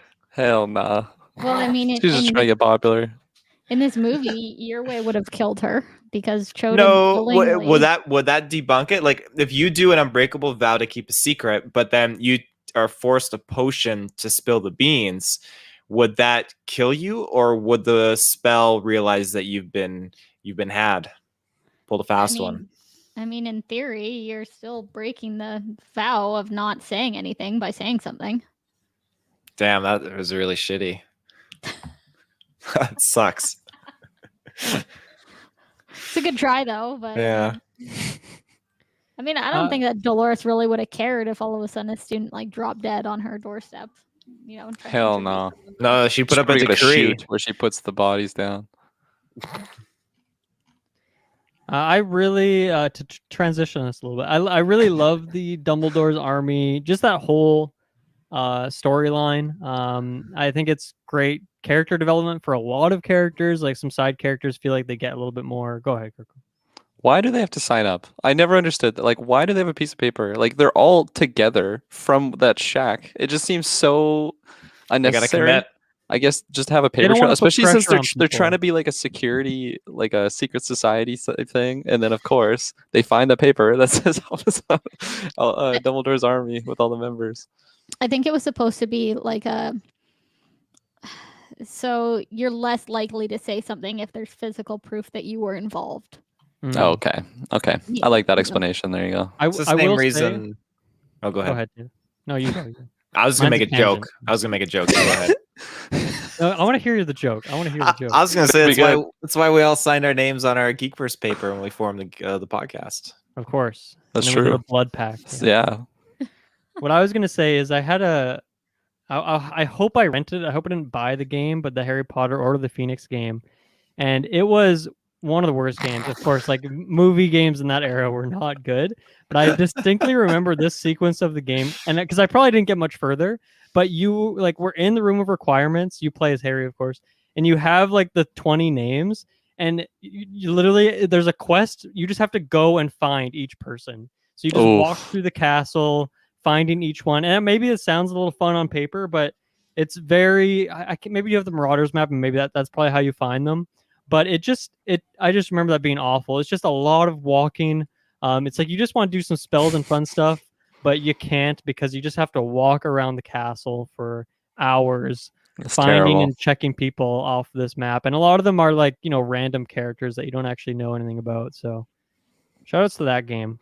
I had the Goblet of the Fire, and I thought it was good. My favorite parts were when you do the events, which is very short and not a big part of the game. It's like mostly just going around doing things. But I thought it was a pretty good game. Nice. You know what's a really good game? What's that? Lego. Harry Potter. Yeah, Lego Harry Year Potter. 1 and 2, and 3 and 4. Taylor, what's your Harry Potter game? Since we're all mentioning it. My Harry Potter game. Again, I've never played the Lego ones, but I just remember You gotta back do in the day when I was super young. I was at my best friend's house at the time, and we went to Blockbuster and we rented Prisoner of Azkaban on GameCube. I just remember playing the Dementor parts, like on the train and everything. It was so good. That was hype. That sounds hype. Yeah, shout outs to the Harry Potter games. We should do a bonus episode on those. I think I still have my PS1 version of like year do it. one, and let's do it's a retro of that. that's where all the memes are from. The Game Boy ones Nice look earmuffs, look Potter. Yeah, the classic meme. Yeah, I love the room of requirement. I love the Dumbledore's army sequences. It is a lot of great kind of character building, like particularly for Ginny. I think it showed how she has a real strong aptitude for magic. She's really powerful. She is obviously younger than the rest of the main crew, but she's still like doing some of these like difficult spells just as well as any of them. So I really like that. I think that there's some good building between there's that funny scene with Ron and Hermione, how they kind of do a little duel. I like that. And that's kind of where you get a lot of the Cho and Harry development. And then it's cool to see Harry in that leadership role because most of the time you see him kind of off on his own or just with Ron and Hermione or just like little passing comments. But you also get a lot more Neville. You get a lot of Luna there as well. I just think it's some great character stuff that we were talking about in the earlier movies, how we wanted more of little things like that. And that Dumbledore's Army Room of Requirement sequences really work well at giving you tons of those little character interactions. throughout like a good chunk of the movie. So I think that all of those scenes are fantastic, and I love just the nature of the room, the door hiding. I love that scene when Filch and the gang are chasing down the door, and it gets smaller and smaller. I just love everything about it. I think it's all fantastic stuff. I 100% agree with you. I loved all that like training montage stuff, and it was excellent. I have a few like kind of just comments. One is when they first start training the stupefy. Why? Every time I watch it, I question this. Why did they train to shoot each other back in front of a fireplace? That is just an accident. I mentioned that too. Yeah. It's one of those magical ones where you go in and you just say diagonally and you're just safe. You're out you of there. teleport behind the other person and then you hit them with a spell. Yeah, I think Hermione was probably just that confident that she could take out Ron that she's like, I'm not going to that fireplace. Well, there's the first kid who does it on Harry and he shoots himself backwards too, and I'm just like, oof, that was a close call. Yeah, that would hurt. There was when he's training them, and I think it was still the stupefy, but it's like you got the score playing and basically he's just like telling them like the instructions, what to do and everything like that.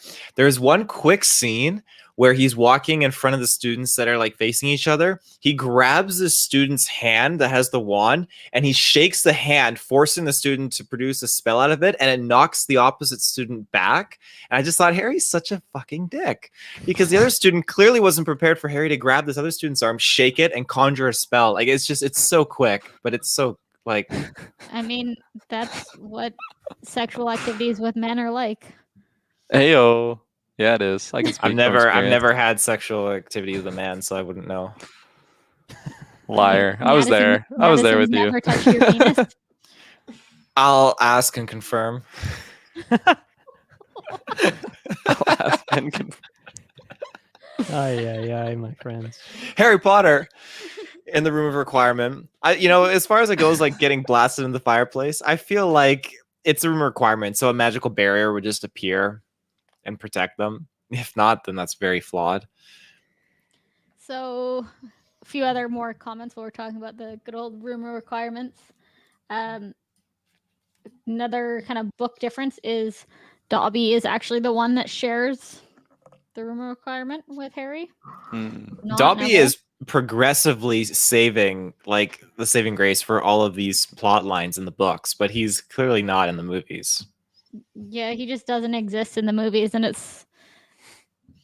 makes it, his death is not as impactful because he doesn't have, in the books he helps with the tasks, he tells about the room requirements, he does all these things, right? And in this, he just kind of appears and then disappears for 4 movies, and then it's like, oh hey, I'm back again.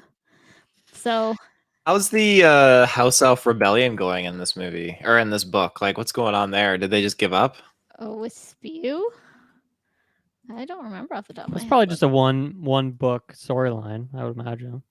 Well, you do still hear about them. They must have an army by now. Dumbledore's army. It's a bunch of house elves. Oh no! I want to read that prophecy. Yeah. Oh my god. To be fair, they are pretty powerful. Dobby is a powerful goddamn house elf. I mean, nothing comes up right away when I search on it, so obviously it was nothing too big. Umbridge probably sent one Dementor to stop it and just fucking laid them all out. Well, I mean, they still exist. The kids are still eating, so they're still in the kitchen working. That's true. And then, so also on the room of requirement, this one falls under my more Easter eggy notes. Harry wears a button-down sweater when he's teaching. And this was Daniel Radcliffe's idea because he thought he would want to emulate what his favorite Defense Against the Dark Arts teacher would wear, which was what Professor Lupin wore in the last one, or in 3. So that's why everyone else has their little V-neck, and Harry's got his open button-up because that's what Lupin wore. That's awesome. That is that is awesome, but here's I feel like I'm being very negative counter. on this movie for even though I really liked it, but I guess maybe that's what happens when you really like a movie. You're more critical of the things that you don't like. But I feel like Lupin is just what a non-character in these movies for how important he was in number 3. Like they don't even really have a moment earlier on in the movie when they're together. When they're in that battle, kind of at the end, Harry runs off and Lupin's kind of just like, "All right, see you later, Harry. I'm not gonna bother saving you or anything like that." I'm just a little bummed out because we all talk about how much we love that character and how he was such a rock for Harry, and that is just not in the movie. It's just not a thing. It's Yeah. maybe I know he pops up again in the future. I can't remember to what degree, but for this movie he's in it, but it feels like, why did you even put him in here? It actually just makes me a little bit more disappointed because you don't get any meaningful scene with them. Yeah, and like just Lupin and Harry, so just take him out and have some reason why he's off doing something else, and I think that would actually satisfy me more because it But, just like, seems like, wow, he's such an important character. Just kidding. what about like Moody though? Like we got less from Moody. I feel like we don't even know anything about Moody because everything that we've seen was You just get more screen Barty time Crouch. from Moody in this movie than you do from Lupin. Yeah, but does he like? Yeah, okay, yeah, no, you're right. I feel the same way with like all those characters because I just find them all fairly interesting.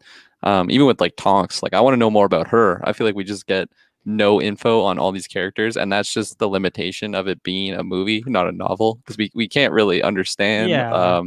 And like Kingsley, that was the other guy. Like I have no idea anything about that guy. But Lupin, I mean, Lupin's not on their tier, man. He was given like a whole movie's worth of character building and relation to Harry and relation to Harry's parents. Like these other characters, it makes it, I don't. I'm not. It doesn't feel like it's lacking that Tonks and Harry don't have a scene where they have a heart to heart. It feels weird that Lupin doesn't seem to give a shit about Harry throughout this movie. I honestly just put that on like lack of screen time or lack of screen time, just limited by like the runtime. That's what I would put that on. That's what I was mentioning earlier by just we're only going to have so much time with these characters, and there's certain things that the writer is going to choose to highlight and other things that he doesn't, but it just makes it feel inconsistent. And I think maybe part of that is because if you had the same writer and director as the movie as the people who did Prisoner of Azkaban, you'd probably see a whole lot more Lupin in this movie. But because you have a different writer and a different director, I guess they just don't care. It just feels less connected, and I guess I'm seeing that a lot in these movies since we've been watching them back to back, and we're talking about how they're made by different people. A lot of different people, and it shows in a lot of ways that is pretty jarring to me. On the opposite end of it, I do like that we get some more backstory with Sirius, and we get some good scenes with him in this movie. And I think you get enough considering how long the movie is. Obviously, he's gone at the end, so we're not going to get any more. But I think they did a good enough send off with little scenes, even just the way him and Harry look at each other, things like that. Obviously, so much of their relationship is not shown in these movies, and it's more we have to infer it. But I think it worked more than the Lupin stuff for me. So, I mean, Lupin only got, it was like a minute and something. Now I lost him because I was looking. So not a lot of screen time. And you have to think, I mean, that's given up at the expense of wanting these scenes with Luna that you really liked. I mean, she's got her 9 minutes of screen time compared to 1 minute, right? And Neville as well, getting some of his the building the relationship with Sirius. He's got 7.5 minutes, and same with Albus Dumbledore. He's got 7.5 minutes. The relationship with Ginny, she's got 6 minutes 45 seconds. So there's a lot of other character building, and I guess they just chose that Lupin was the one that kind of gets the short end of the stick. Which makes it, to me, it just makes it feel less connected. It feels like, well, what did we work for in the third movie to get to this point where he's as important to the story as Tonks is, as Moody is? Well, that seems a bit of a bummer, doesn't it? We got nothing from him in the last one either, really, did we? Like even no, I don't think he's in we it get at all. A couple minutes of screen time in the fireplace. Mm-hmm. So I mean, that whole kind of Order of the Phoenix members are all fairly disconnected. Yeah. In that sense, and this is the first one where they bring in, Tonks and The other guy Kingsley. with the purple. Yeah, Kingsley. Yeah. And Purple like the robes. real Moody Yeah, really Purple as Rose. well. The real Moody, yeah. Yeah, So, I guess that doesn't seem to matter to you guys, that Lupin's just whatever. He's just a non-character in this It movie. bothers me to a degree because I feel like, again, he, as you said, like he plays an important role to Harry, and they go through a very serious connection relationship. But I feel like that just transitions. Like Harry just jumps from person to person in these movies. well, yeah, he's got Sirius, which is originally you saw Goodbye, Lupin Lupin. as like, you know, the father figure. Oh wait, I actually have a father figure. Yeah. Maybe, yeah, I can throw Lupin to the side, but no, I 100% see your point, Dylan, and I do agree with you that it is unfortunate that we don't get more with these. Like I'm still like bummed out that I'll just never get to know more about Moody or, you know, these other members of the Order of the Phoenix. I understand why they're there. Like you can't just have Lupin not in this movie because he is a part of the Order of the Phoenix unless he died in between movies. I feel like it's just does not make sense to just not have him at all. It is unfortunate we don't have more like heart to heart, even just scenes of like him, Sirius, and Lupin.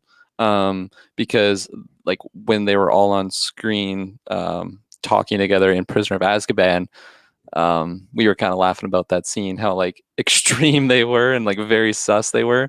But like I want to see them just all like around the fire and just chilling. And unfortunately, we didn't get that. Maybe I'll have to dive into the books to get more of that. But yeah, I do agree with you for sure. But I think I just chalk it out to runtime, like the main limitation there, just because we don't get time to feel out these order members. Do you guys have anything else on Sirius, since we kind of talked about him? Yes, I do. First off, I just want to say the fireplace version of him in Goblet of Fire is significantly better than the one in this. Oh my god. When he's just they like really his face... cheaped out this time around. They're like, how can we do this for $10 instead of like $2,000 or whatever it costs? You know? I know. I liked his like eyebrows that he had with like the charcoal and all that stuff. I was just like, I feel like I forgot that it was like a different version too. I was like, all right, we got the fireplace scene again. But then it's like it's like technology, right? The magic gets better.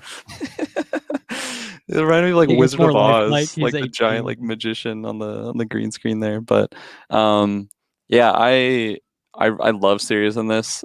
We get him like cleaned up and looking all nice, not been in Azkaban for 12 years.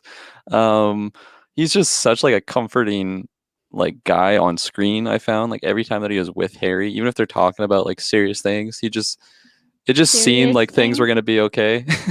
Serious. Jessica went for it. Yeah. I gave you a wink. I approved of the pun. And I loved him so much. It's heart-wrenching when he dies at the end. And that's probably another reason why I hated this movie when I first watched it, because I just loved him so much and they're just gut-wrenching me. But I loved, like, I knew it was happening, but I still love like the shock factor of like how quick he actually dies. Like it's not like, Harry, like remember me. It's just and then he's just gone, like taken into that arc. It's so like just like shocking. Even the audio, it just kind of get like, you don't hear like Harry scream or anything. Just that whole scene in general. Just was fucking wild. It's so quick, right? Like it's so fast. Bellatrix just pops in and just like she says Avada Kedavra before she even teleports in. Yeah, like, exactly. And yeah, very fast. It's so sad because I want to see Sirius back because he's just such a good character in my opinion. But yeah, I guess I didn't have as much to talk about him as I thought I did. What is the significance of the archway? Because like he just disappeared. That's a good question, actually. Into like cloak invisibility mode. I'm assuming those are like souls in there. It's what the Dementors come out of. They just comes back as a Dementor. It's their orgy room. Ground, where the fungus grows. Yeah. Deeper than it would make sense actually if they came from the Ministry. Although you'd think maybe they'd set that up in Azkaban. Although this would also explain why there's Dementors, just a lot of them aren't at Azkaban, they're just hanging out elsewhere because they spawn in this random basement that Lucius has access to. So he's just like, I'll crack the door, let some air in here. So Upon this dais stood a stone archway that looked so ancient, cracked, and crumbling that Harry was amazed the thing was still standing. Apparently, it is the death chamber. So you die. That's not the room you want to be fighting Death Eaters in. Apparently not. Conveniently, it was yeah. set up like an arena with nice chest-high walls and various boulders oriented around the room. The veil is believed to separate the world of the living and the dead, somewhat of a portal linking the two worlds. Whoa, that's some Believe that someone Death who stepped through Stranding would be stuff right trapped there. forever. So Crazy. Sirius had like smooth sailing going over there. Then that's good for him. Yeah, he's happy. He's happy and good. Sure, we'll say that. Yeah, I love Sirius. He is like one of my favorite characters in the series. So I'm super sad that he died so quick. I mean, we get him for really one movie. I'm not going to count his limited interactions in 4 at all. I agree. And I mean, so you have to think, he spent these 12 years in Azkaban being blamed for something he didn't do, being tortured, and just, kind of surviving off of his friendship that he had prior, right? He's only had Harry for, kind of a couple of months. He's known him for now 2 years or whatnot, but really their interactions are so limited.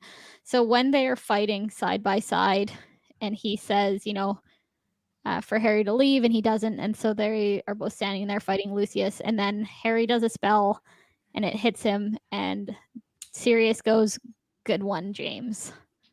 And it's just like, it gets me every time, because it's like, he's just imagining fighting side by side with his best friend. Mhm. And, he just sees so much of James and Harry that the first time I ever noticed that one, I was just like, oof, like my heart. Jessica turned the TV off, unplugged the DVD player, just had to leave the room. DVD player. I am watching them on DVD. Oh, yeah. OG released movies here. So yeah, I think, I have to wonder, had Harry left and not been there to distract him, because he does say, "Oh, Harry, you need to leave." Would Sirius still be alive? Oh, it's Harry's fault? Is that actually like I the don't general know. consensus? I think we would have got murked like beforehand, because there's 2 Death Eaters, and then they kind of were like 2v2. And then I think the Bellatrix is pretty badass, and she would have won either way there. Yeah. Oh man, just since we're talking about that scene in general, I love when like Bellatrix is just like, I don't know what spell that is for one, but holy fuck, what a way to travel if you're a Death Eater. I think I would learn that just as a student, just because it's so badass, the smoke thing. But when she's just going around and she's just got that like witch laugh. Oh, She's not even doing spells. She's just flying around laughing. dude, she's setting the mood. she's a terror. fantastic. Oh, she's so fantastic. Yeah, exactly. Yeah, no, she's just so creepy with her teeth and everything, and just so evil. And I love it, especially when they're in the Hall of Prophecies, and I forget who says it, but someone says the name Voldemort, and she's just like, "You dare say his name?" Yeah, And she just goes she's 1 like to 100. so hardcore. Oh, I You love her. filthy half-blood! Yeah. Like a She's pretty screech, too. rowdy for sure. She's so good. Yeah, she's she as well is another villain that is just wholly evil with no redeeming qualities, but she is so interesting and captivating that she's a villain that I really enjoy, and I'm excited to see more of her. I kind of forgot that she popped in the 5th one. I thought she came around later, but I'm excited to see what more we get from her. But I even think her intro scene with like that section of Azkaban kind of blowing up and she's just kind of crawling to the exit. I really like that as well. Yeah. She's really kind of, when you think about it, the kind of anti-Luna. Yeah. No, Like 100%. Luna's just The yin and she's yang. happy and whimsical, but everything's bright and happy, and she's not crazy or not whimsical, but crazy, and everything is dark. So, even after she kills Sirius, who is her family, she's running around going, "I killed Sirius Black. I killed Sirius Black." Yeah. Right? Like, Oh, yeah. And then I feel like I didn't realize it until this go around, but like he actually like cast Crucio on her. Like he's literally just going to torture her in that moment. Like, I'm not all for like dark Harry, but in that scene when he was going full dark side, like I was like, oh Harry, like I was with Voldemort, like you know the spell, like You have do to it. mean it. Yeah. Dude, honestly, me too. Just whispering sweet I nothings feel into like your it's TV. just because I've seen the series so many times, and like I have a special place in my heart for those Sith type characters. I'm just Oh like, yeah, dark do Harry it, Potter. do it. How cool would that be if you have Harry Potter and Voldemort teaming up, like Team Horcrux? Oh my god. Oh, give me a what if series on that. Yeah.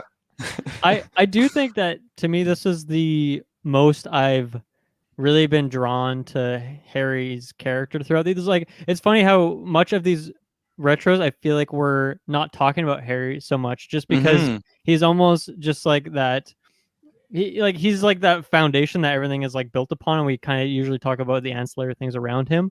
But I think this was the movie that I was most captivated by him. I feel like he has such a range from uh, seeing those moments where he's kind of the leader and being a good friend to seeing these moments where he's just in a total fit of rage. I love when he yells at Dumbledore to listen to him, because that's how I've been feeling these whole times. Like, what the fuck is wrong with Yeah. Dumbledore? This guy is terrible.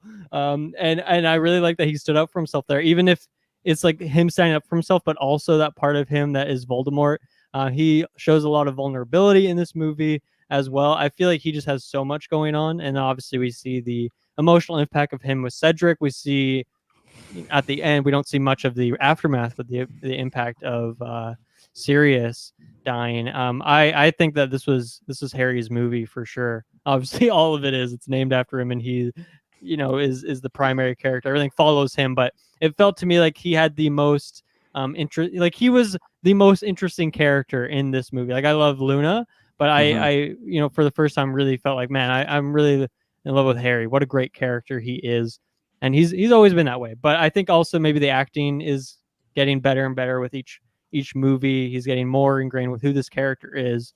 And yeah, Yeah. I just loved Harry. He deserved a shout out this time around. I totally agree with that statement though, because I feel like, especially in the early movies, because he's just so young, it feels like the world's kind of happening around him. Where in this film, he is the driving force, taking us on all these journeys. It's not like he's just going to class, and then as the viewer, we're in the class, we're seeing the class happen. It's like Harry's the teacher now, like he, he's the leader of Dumbledore's army basically, since Dumbledore just fucks off. And I loved all of like the dark moments when like they're doing like the comparisons to Voldemort, and how I think it's when he's talking to Sirius, he's just like, I just feel angry all the time, and it's just because I feel like without him saying that to Sirius, I would be like, yeah, this guy's just like fucking just whiny old teenager, he's just pissed off at everything. But when they kind of have that discussion on like he's believing that like because Voldemort is a part of him, like he's just going to become Voldemort, I really really like that. And yeah, no, I 100% agree with you, Dylan. I think this is like the most I liked Harry during the retros. When I was a kid, I probably like just like all the ones when he's catching the snitch and just being the hero, because I just love that. But yeah, I'm glad you brought that up. I think it also comes down to the dynamic between him and Hermione and Ron as well, because obviously that's the core of these movies, and I think their dynamic is more interesting this time around. And that's a big part of the story this time, is just Harry, the relationships Harry does have rather than the ones that he doesn't. And that's obviously what him and Dumbledore are talking about with Voldemort at the end as well. And all of that stuff just hits so well. I wanted to ask you if that scene finally, for every single movie up until this point, you've complained about Harry and Dumbledore's relationship, and do you feel like that kind of end scene gave you something more? Like you're happier with their relationship now, seeing them have that conversation? I still have issues with Dumbledore throughout this movie. I did like that scene a lot. I also think it's cool to see the kind of rogue Dumbledore in the end of this movie, right? He does like the Phoenix thing. He's like, I'm not going to ask him. And he just pieces out. Yeah.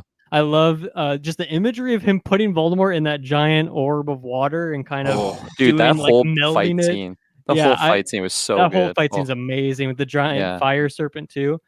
So I guess I love that set piece. I love when the glass too, all the glass falling and then Voldemort sending it at them.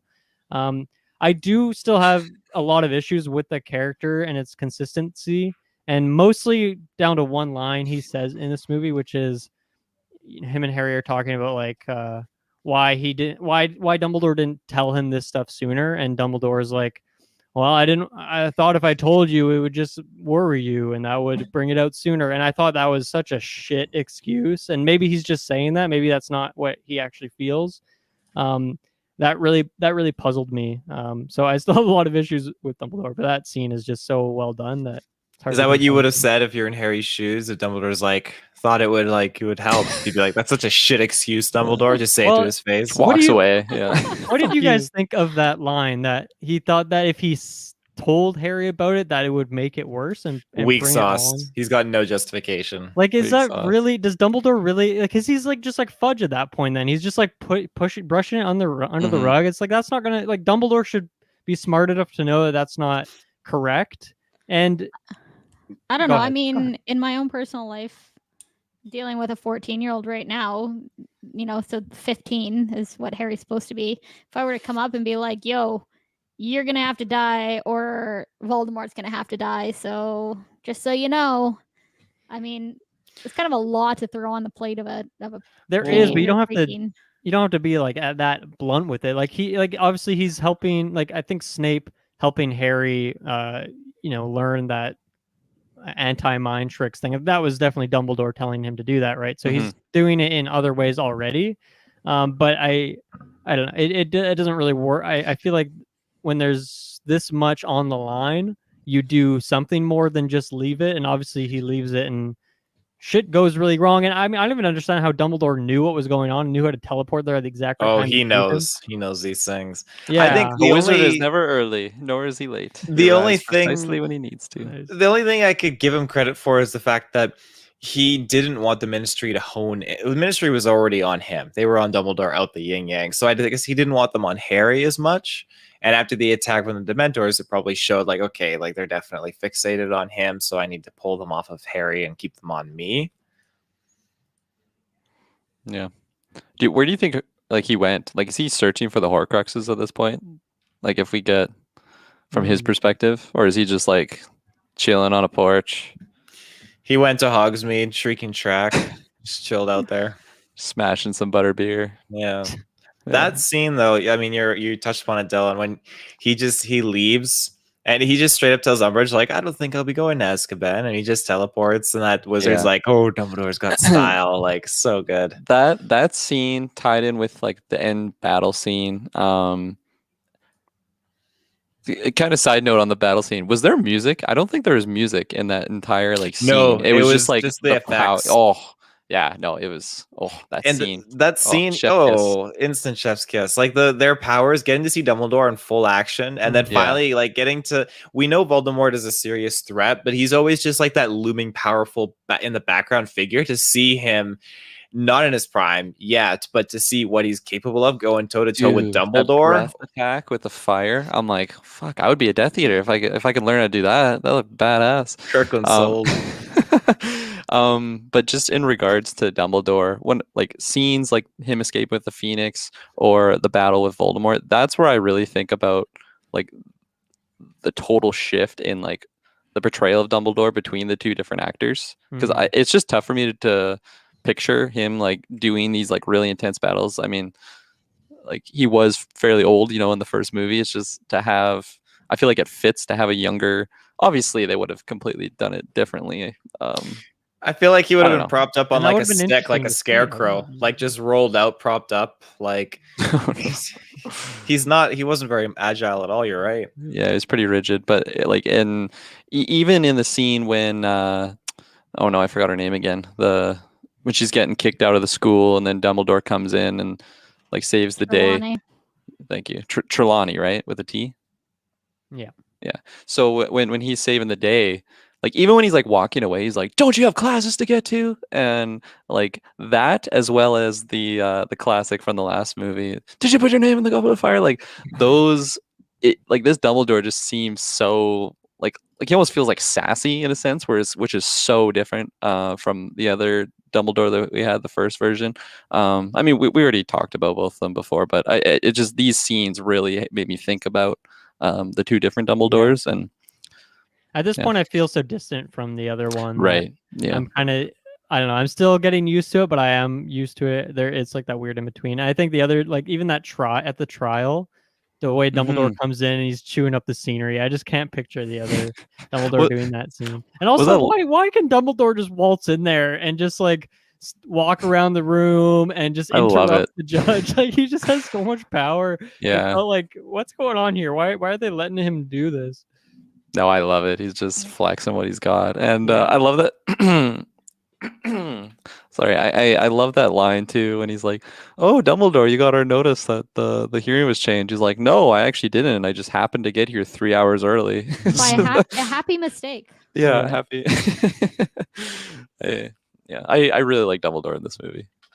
From what we got of him, it wasn't too much. I do going back to what you were talking about earlier with just the interaction between him and Harry, and some of the lines were kind of weird. I definitely agree with the one that you brought up, which like with the prophecy, I found it more weird, his justification for like, "Oh, I'm sorry, Harry. I thought if I left, like Voldemort would focus on me and not you," even though like I don't know, isn't the whole prophecy regarding around Harry? I guess question to that would be, does Voldemort know the prophecy? Or that's why he needs to get the prophecy? He didn't know the prophecy, and that's what scared him. But only the owner of your prophecies can like get the prophecies. But pick it even up. like Voldemort's a part of that prophecy, so why couldn't he get it? Because it was Harry's. I feel like, yeah, okay. I feel like that should be a 50-50 prophecy. Like if they're both intertwined that way. I think Harry could probably have grabbed Voldemort's, but Voldemort can't grab Harry's. Why is that? Because Voldemort's part of him went into Harry. Part of Harry didn't go into Voldemort. Their minds were bridged, obviously, but it was more, well, yeah, their minds were bridged, but it was more so Voldemort seeping into Harry's mind. Harry wasn't necessarily seeping into Voldemort's mind. Or at least he hasn't learned how to yet. Yeah. I mean, think we I would saw it allow with that Snape, that briefly, reasoning. but yeah. So that's what the ball that they were trying to get, the one that Lucius took and then broke. That's the prophecy that Voldemort was trying to get in here. Yeah. Right. So yeah, the one with the power to vanquish the Dark Lord approaches. Born to those who have thrice defied him, born to the 7th month dies. And the Dark Lord will mark him as equal, but he will have the power Dark Lord does not know. Either must die at the hand of the other, for neither can live while the other survives. The one with the power to vanquish the Dark Lord will be born as the 7-month dies. It doesn't really talk about the Dark Lord for him. I guess. Yeah. Kind of does. Was there a reason why it was speaking in Trelawney's voice? I was gonna say that was Trelawney, right? She's just the voice of the prophet. It is Trelawney that gives that prophecy. So she just appeared in the Hall of Prophecies? That's where she's hiding. No. So They got everything in there, Taylor. I don't know if you noticed, but there's a lot of prophecies in there. Yeah, so this prophecy was given before. Like this prophecy was given, which is why the Dark Lord was going to kill Harry, because he was the one that he assumed the prophecy was about and want to kill him to stop the prophecy. But he was just helping the prophecy. But or I guess if Neville's the chosen one, right? Well, Neville was born in the same month as Harry. So it could have been Neville, but he went after Harry. And then Harry... He really fucked that up, didn't he? Yeah. So, and that kind of solidified the idea that Harry was the chosen one, because he fucked him up once, right? Do it again. This might be a question that we might not be able to answer, but for the prophecies, like, does someone like Trelawney just like read them and then like put them in the orbs, or was that room just always there and always will be? It's just all Trelawney's voice for every prophecy. So I think Trelawney doesn't always know that she's given prophecies, right? Remember, she definitely does not know all the time. Right, with the grim one. And was just like, oh, what are you doing here? Right. So I don't think she necessarily like writes them down. But I don't know if it was in this movie or if it was just something I read about the books, but Dumbledore was there when she said it. So Dumbledore knew. Maybe it is his little memory thing. Put that in the orb. In the pensive. In the pensive, yeah. was a good Trelawney voice you just had there. Her prophecy voice. That's The Dark my. Lord. I'm stuck to the leather chair voice. It's a bad choice in the hot weather to have a leather chair in here. Yeah, getting stuck. I don't know. Is there anything else on the whole prophecy stuff? Not for on me. the prophecy for me. I can just imagine how like Lucius just knows he's just fucked hard when that thing When that just drops. pops. It drops in front of him. He had one redeeming chance just to get the Oh, prophecy, yeah. and he just fucking blew it. He was done skis. Yeah, I'd be like, what do you even do? You just like pack You your host bags and go a hide somewhere? dinner for Voldemort in your Malfoy manor, which we'll get to in the later movies. I remember that scene kind of. I feel like Lucius is not opposed to being on his knees for Voldemort anyway. So Ayo. Yeah, that was him and Voldemort on the Marauders map way back. so on the Marauders map, actually, I had a question. So this is completely changing topics.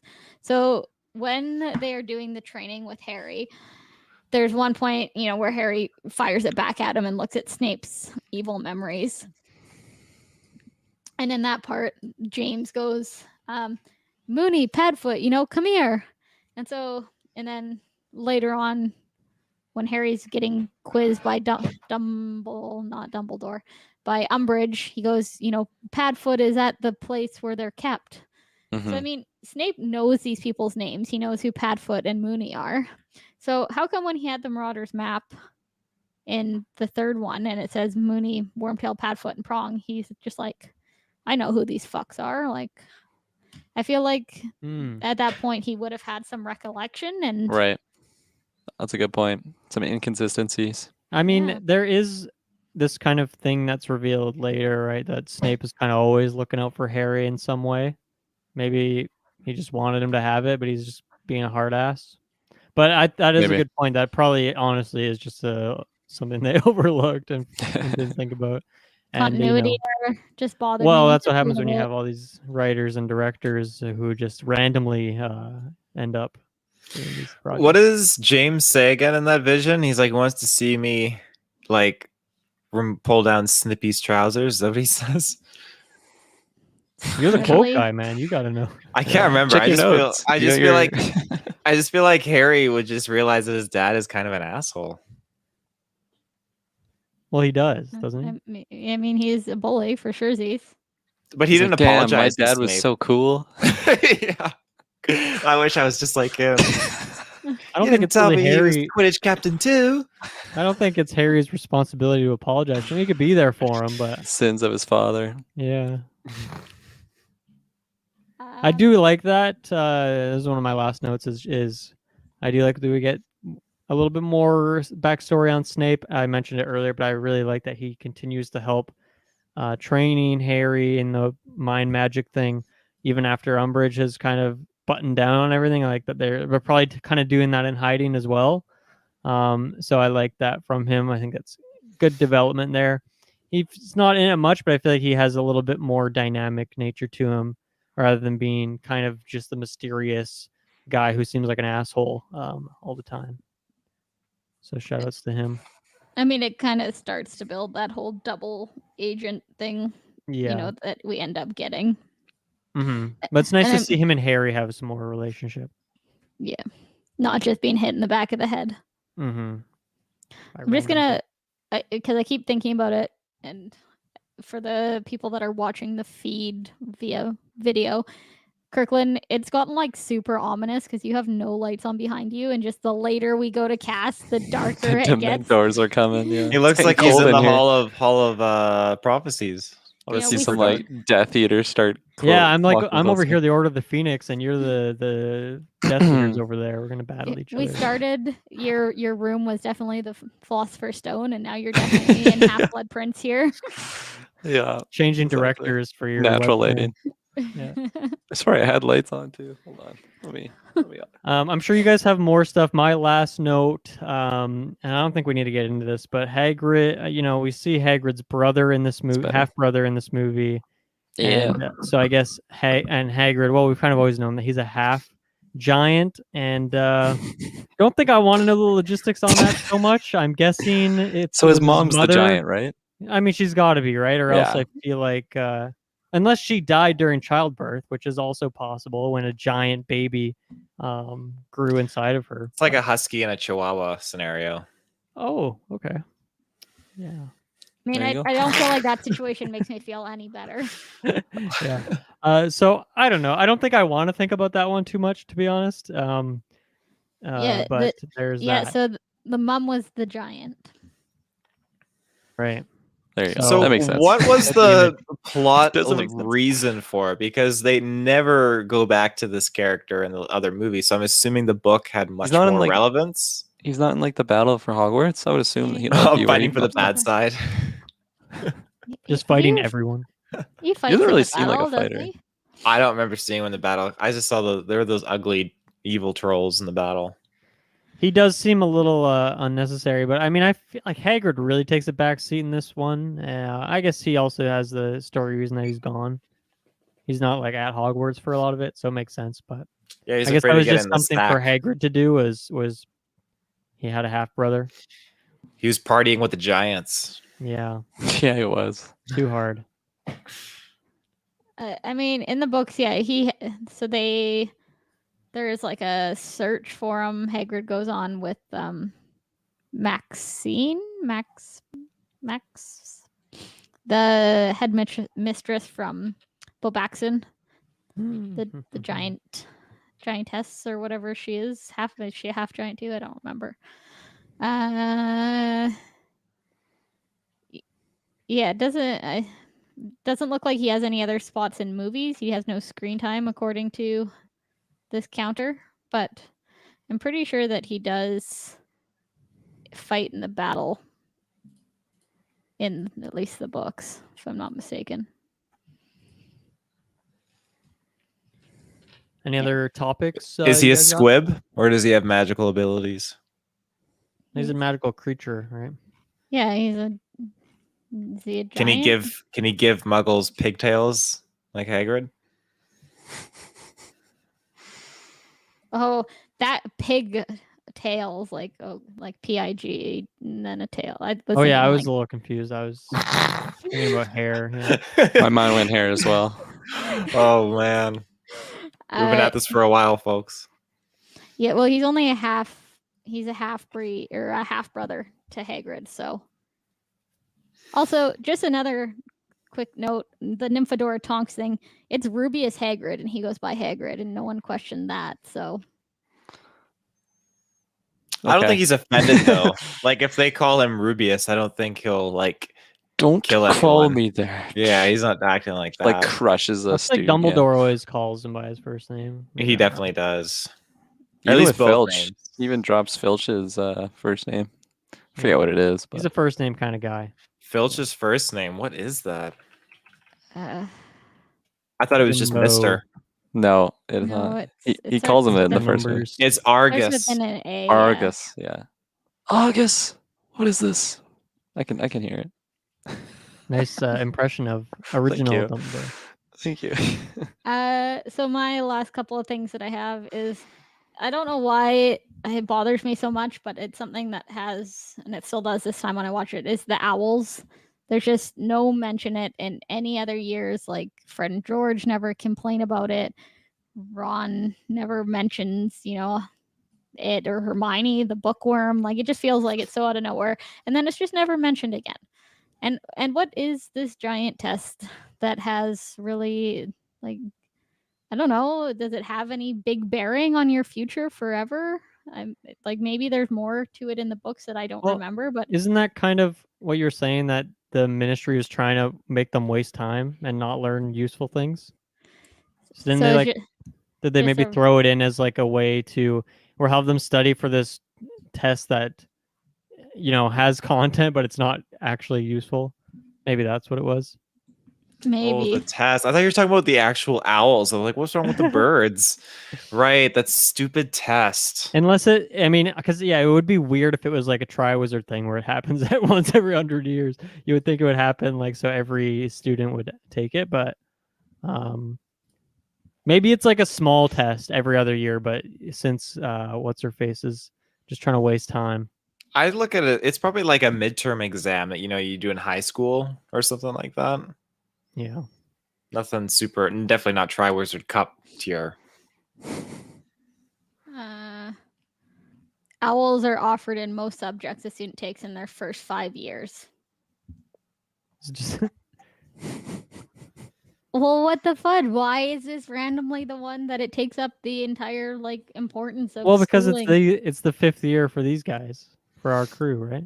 No, but it's offered in their first 5 years. So every year for the first 5 years. Oh, you don't mean like on their 5th year specifically? No. It doesn't say that it's offered in their 5th year. Well, It says that's the my first head 5 canon, years. is that they do it in their 5th year. There we go. So you need the minimum grades for further studies of newt levels, which they don't even talk about in It's like Newt's midichlorians. Commander. NEWTs. So it's if you want to consider a career in being an aura, you must achieve a specific newt grade. I would not get that. I would go full Death Eater because I'd fail that and just go right to the bad side. The whole idea of Umbridge just saying why would you need to worry about fighting dark wizards? I just think that's such bullshit because oh yeah, it's the same reason you put your kids in karate, right? Just have a basic self-defense. It's just you never know when some psycho lunatic is gonna come at you. There's plenty of weirdos karate? out there. I took mixed martial arts. Is that not karate? I guess you didn't mix it with something. It's not karate. It's not no, the it's same, no. kickboxing. Yeah. I mean, we've established that it's like that video where the guy breaks his ankle. That's it. Yeah, we I never broke established my that ankle. She intentionally didn't want them to learn things, right? No, it's true. Yeah. For you guys, did any of you have any maybe I missed it, I wasn't paying attention. Was there much information about the owls besides just that's what you're doing this year? Did they talk about the newts? Did they talk about the importance? Or No. No newt mentions. I think all they mention is that there's exams, and they don't mention owls or anything. Okay. That's what I think. Yeah, I mean it's a school and they do exams. Seems pretty typical to me. I don't know. Has a fun name. I like the one line though that Umbridge have where it's you'll basically be using this time to study to pass the owls, which isn't that the purpose of school, to just pass exams and not learn things? I found that kind of funny. Yeah, she really just owns it. Yeah. Useless, worthless human. Yeah, being. it's after all, isn't that what school is for? To pass exams? It's unfortunately, yes. So another kind of did you know fact, when they go into the phone booth to access the Ministry of Magic, the code that they put in is 62442, which is magic on our good old T9 nice. days. Oh, it's also my pin. So there you go. Oh no. Better change that. So just a little Easter egg in there. And then, so I have two kind of last notes from the books. One is that creature or creature, however you pronounce it. I like creature. It's more you filthy creature. He has a bigger part in the books. Again, like all house elves. One of the most notable things is when Harry has the dream about Sirius being tortured, he uses the flu powder network to go back to number 6 Grimmauld Place, and Critcher is there, and he's like, yo, is Sirius here? And Critcher's like, nope. And so then that's why Harry thinks it's true, when in fact Sirius is there and fine. That's interesting. Just since you're mentioning creature, I love when he's just murmuring to himself. I had subtitles on for the first time watching these movies, so I caught a lot more, especially when he's just kind of speaking under his breath. He's filthy half breeds, and he's just totally just shitting on everyone in the house. Just not a positive guy like Dobby, but I like those little details though, because it just shows like who this guy's like masters were, right? Like they like because the original Black family, like weren't they like very like hardcore purebloods? Like I believe they probably were, because they were one of those powerful families, right?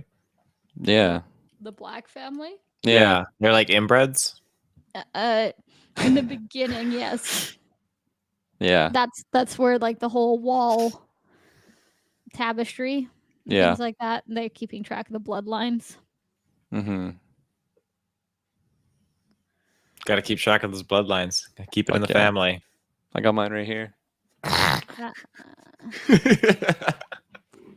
A lot of burnt out faces on that one. It's like it's honestly just me at this point. So, and there was an Easter egg. I didn't write it down, but Creature actually has one of the Horcruxes. Mm-hmm. And apparently, there's in the beginning when Harry's first there, there's like a slight noise, like a ringing in the background, a hissing, because Harry's Ooh. close to it. Mm. Which one does he So- have? This is probably the necklace, isn't it? Yeah, the locket. Yeah. Because what was the character Briggs played at your birthday again? Mundungus. Yeah, he took it, right? Well, not for according to this. Maybe in the movies. In the movies, I definitely think he acquires it somehow. We learn Mundungus. This locket was an heirloom to the Black family with the house of his with the help of his house elf Creature. Regalia swapped it for Salazar Slytherin's locket in an attempt to destroy the Horcrux and bring down the Dark Lord. Oh. Yeah, so no, wasn't Mundungus. Sorry. Yeah, Dungus. He doesn't care. Yeah, he's not. I'm even listening Googling it. anymore. He's fact checking you. He doesn't believe you at all. You go for it. He's editing the Wikipedia page. Yeah, right he's now. number crunching right now, Mr. Numbers. Yeah. I mean, hey, look at that's It concentration. was right- stolen by Mundungus Fletcher from 12 Grimald Place. Oh shit! That's HarryPotterFandom.com. That's got to be a credible source. But I'm talking about right now. Crutcher's got it. Maybe Well, anything yeah, I definitely didn't mean right now. I wasn't disputing that. I meant in the foreseeable future he steals Oh, it. Convenient. It's a big plot point in the 6th movie. Yeah, unwatchable now. Yeah, Let's you just skip spoiled- that. skip to 7. spoiled Yeah. it. Just jump. No point doing it now. You got to tag your spoilers here, bud. Yeah. And then my last kind of big one from the book that I'm sure for time wise and for just general happiness, everyone will be glad they took out. There was no Quidditch in this movie, which is actually a big part in the book because Umbridge bans Harry from playing. And Oh. so this would be when Ron and Oh. Ginny both joined the team. Right. See, I actually would have liked that. Funnily enough, that would have been the one time when I would have been down. Because then you wouldn't So- have just a Wonder Child plot armor boy just winning every game in 5 seconds. He's like Yeah, wearing a so- mask or something. Yeah. Apologies Potions is Ron so he can play. So yeah, so this one was the first season since Harry's arrival at Hogwarts that the Gryffindor team had to play without Harry. That sucks. That does suck. Did they Got lose? Oliver wooded. Yeah. No, they Yeah, win Wood's without nowhere to Harry be still. found. They win without Harry. Hot damn. Who Who becomes the catches? new Seeker? Yeah, who catches it? Ron, probably. No, Ron's like the goalie. He just gets in front of the ball. He doesn't catch it. Ginny will do it then. She's the chaser. How do you know that? Kirklin knows this shit. Dude, I follow them. No, like, how season do by you know season. that? I'm a big supporter of the Gryffindor That's not in the movies, is Quidditch it? team. She Yeah, she she does plays, play yeah. in the She's a chaser. movies. Which one? In the Uh, sixth? Ginny was a chaser and a substitute seeker. Look at that. Oh, there you go. Kirklin Substitute pop seeker. off. So then, yeah. So I was not wrong. you were then. not wrong, and nor was So I. is that in the 6th movie? Because the 6th one, I don't know anything about. The They sixth don't movie. declare it in the 6th one, like in They the movie don't at all. declare. I do declare. I don't declare. Well, in the 7th one, there's no Quidditch going on. There's just death and unhappiness, right? Yeah, no time for Quidditch in that one. So when does that happen in the movies? In the 6th one. Oh, okay. Well, okay. I thought you just said I thought you just said that didn't. Well, they don't declare that like Ginny is like a sub-seeker and like chaser, but they definitely have her like in uniform on the She's Quidditch chasing. field. She's chasing. Yeah. She's sub chasing. She's chasing Harry. He's chasing his galleons. What school year would this have been? But Ron doesn't play in 95, 6th year. Well, we'll get to it. He does. Well, we'll get there. Yeah. I'm excited. Spoiler, I'm excited for the next movie. I'm like I had no idea that was a plot point, so I'm mad at the. Okay, so spoiled, but also Oliver kinda Wood happy. has graduated. Oh, he's But graduated, he still comes back and plays Quidditch, right? Or did his broom get fucked up too much? hangs back in the old. He just comes to cheer on the tean. He's like, man, if I was still out there, I'd be And I'll be beating those balls. I like Napoleon Dynamite. yeah. How much you want to bet I can pitch a blighter over those balls? That's exactly what I was thinking. Oh, if Captain put me in, quiz champions. So yeah, Oliver Wood graduated. The new keeper was Ron. Angelica Johnson was made the captain, but we don't really know who that is. It's a dope And then name. Ginny is the seeker. But you would have been happy to know, Dylan, that in the second game of the season, Hufflepuff scored so many goals that Ginny catching the snitch means they still lost by 10 points. Why would she catch it then? What an idiot! Game had gone on too long, I guess. I can't answer that question. How I like don't that doesn't make. Why would you grab it? Well, I feel like you're just so focused on the snitch that you're not really paying attention to what's going on. It's your only job, right? Oh my Yeah. god! How bad at this sport can you be that you It's like, lose? I finally did it. I know finally what? catch They it. ended up I'm the winning. new Harry Potter. Yeah. They're like, actually, we lost. You shouldn't have grabbed that. You fucking idiot. Wouldn't they win though if you get the snitch? Isn't that how it works? No matter. Oh, who We you no. talked know. about this for an hour. No, oh we're not no. going into it. Let's not do that. No. It's too I'm gonna late. re-listen get to that enough. What cast. notes do you guys have? Let's go. Let's. That was my last note. I have closed my Word document. Taylor, what do you got? Anything? Taylor, any more quotes? No. Come on, give me at Where's our least one more. trivia? You think you did that for one episode? No, Maybe. Jessica's been popping up with the trivia. I'm just letting her go for it. So That's true. That's she's true. got it. As far as quotes Yeah, go, I there- mean, there wasn't a lot of facts and stuff for this one. It was a lot of just stuff that they didn't do in the movies that were in the books.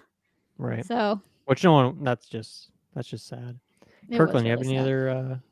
I have a note of like the Hermione Ron relationship. It seemed like a lot of the time when they're like entering a scene, it would be like Ron and Hermione doing like the classic like I don't know, flirtatious bickering, like entering the scene, and then they would just kind of like look at each other, and then like it would go to like Harry to like talk about the plot of the movie or something. Like there's a few times where it like enter with the two of them like kind of doing that. Oh, you're the most amazing thing there is, Hermione. I forget what he says specifically, but like something like that, and then they like talk to Harry. That happened a few times in here, so we definitely get a lot more of that relationship. There kinda was going on. one scene when he's like Dumbledore or not Voldemort is in Harry's head, and he's like, it's not what's the same or it's what's different, and then so he starts thinking his happy thoughts, and it's like one scene is Ron and Hermione like laugh flirtatious together alone.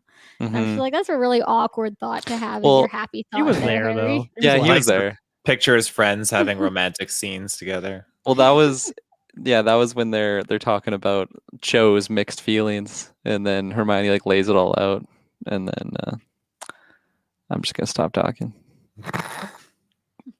He just gave up. Boom. Is that it? Order That's of the all my Phoenix. notes. I think Order so. of the Phoenix.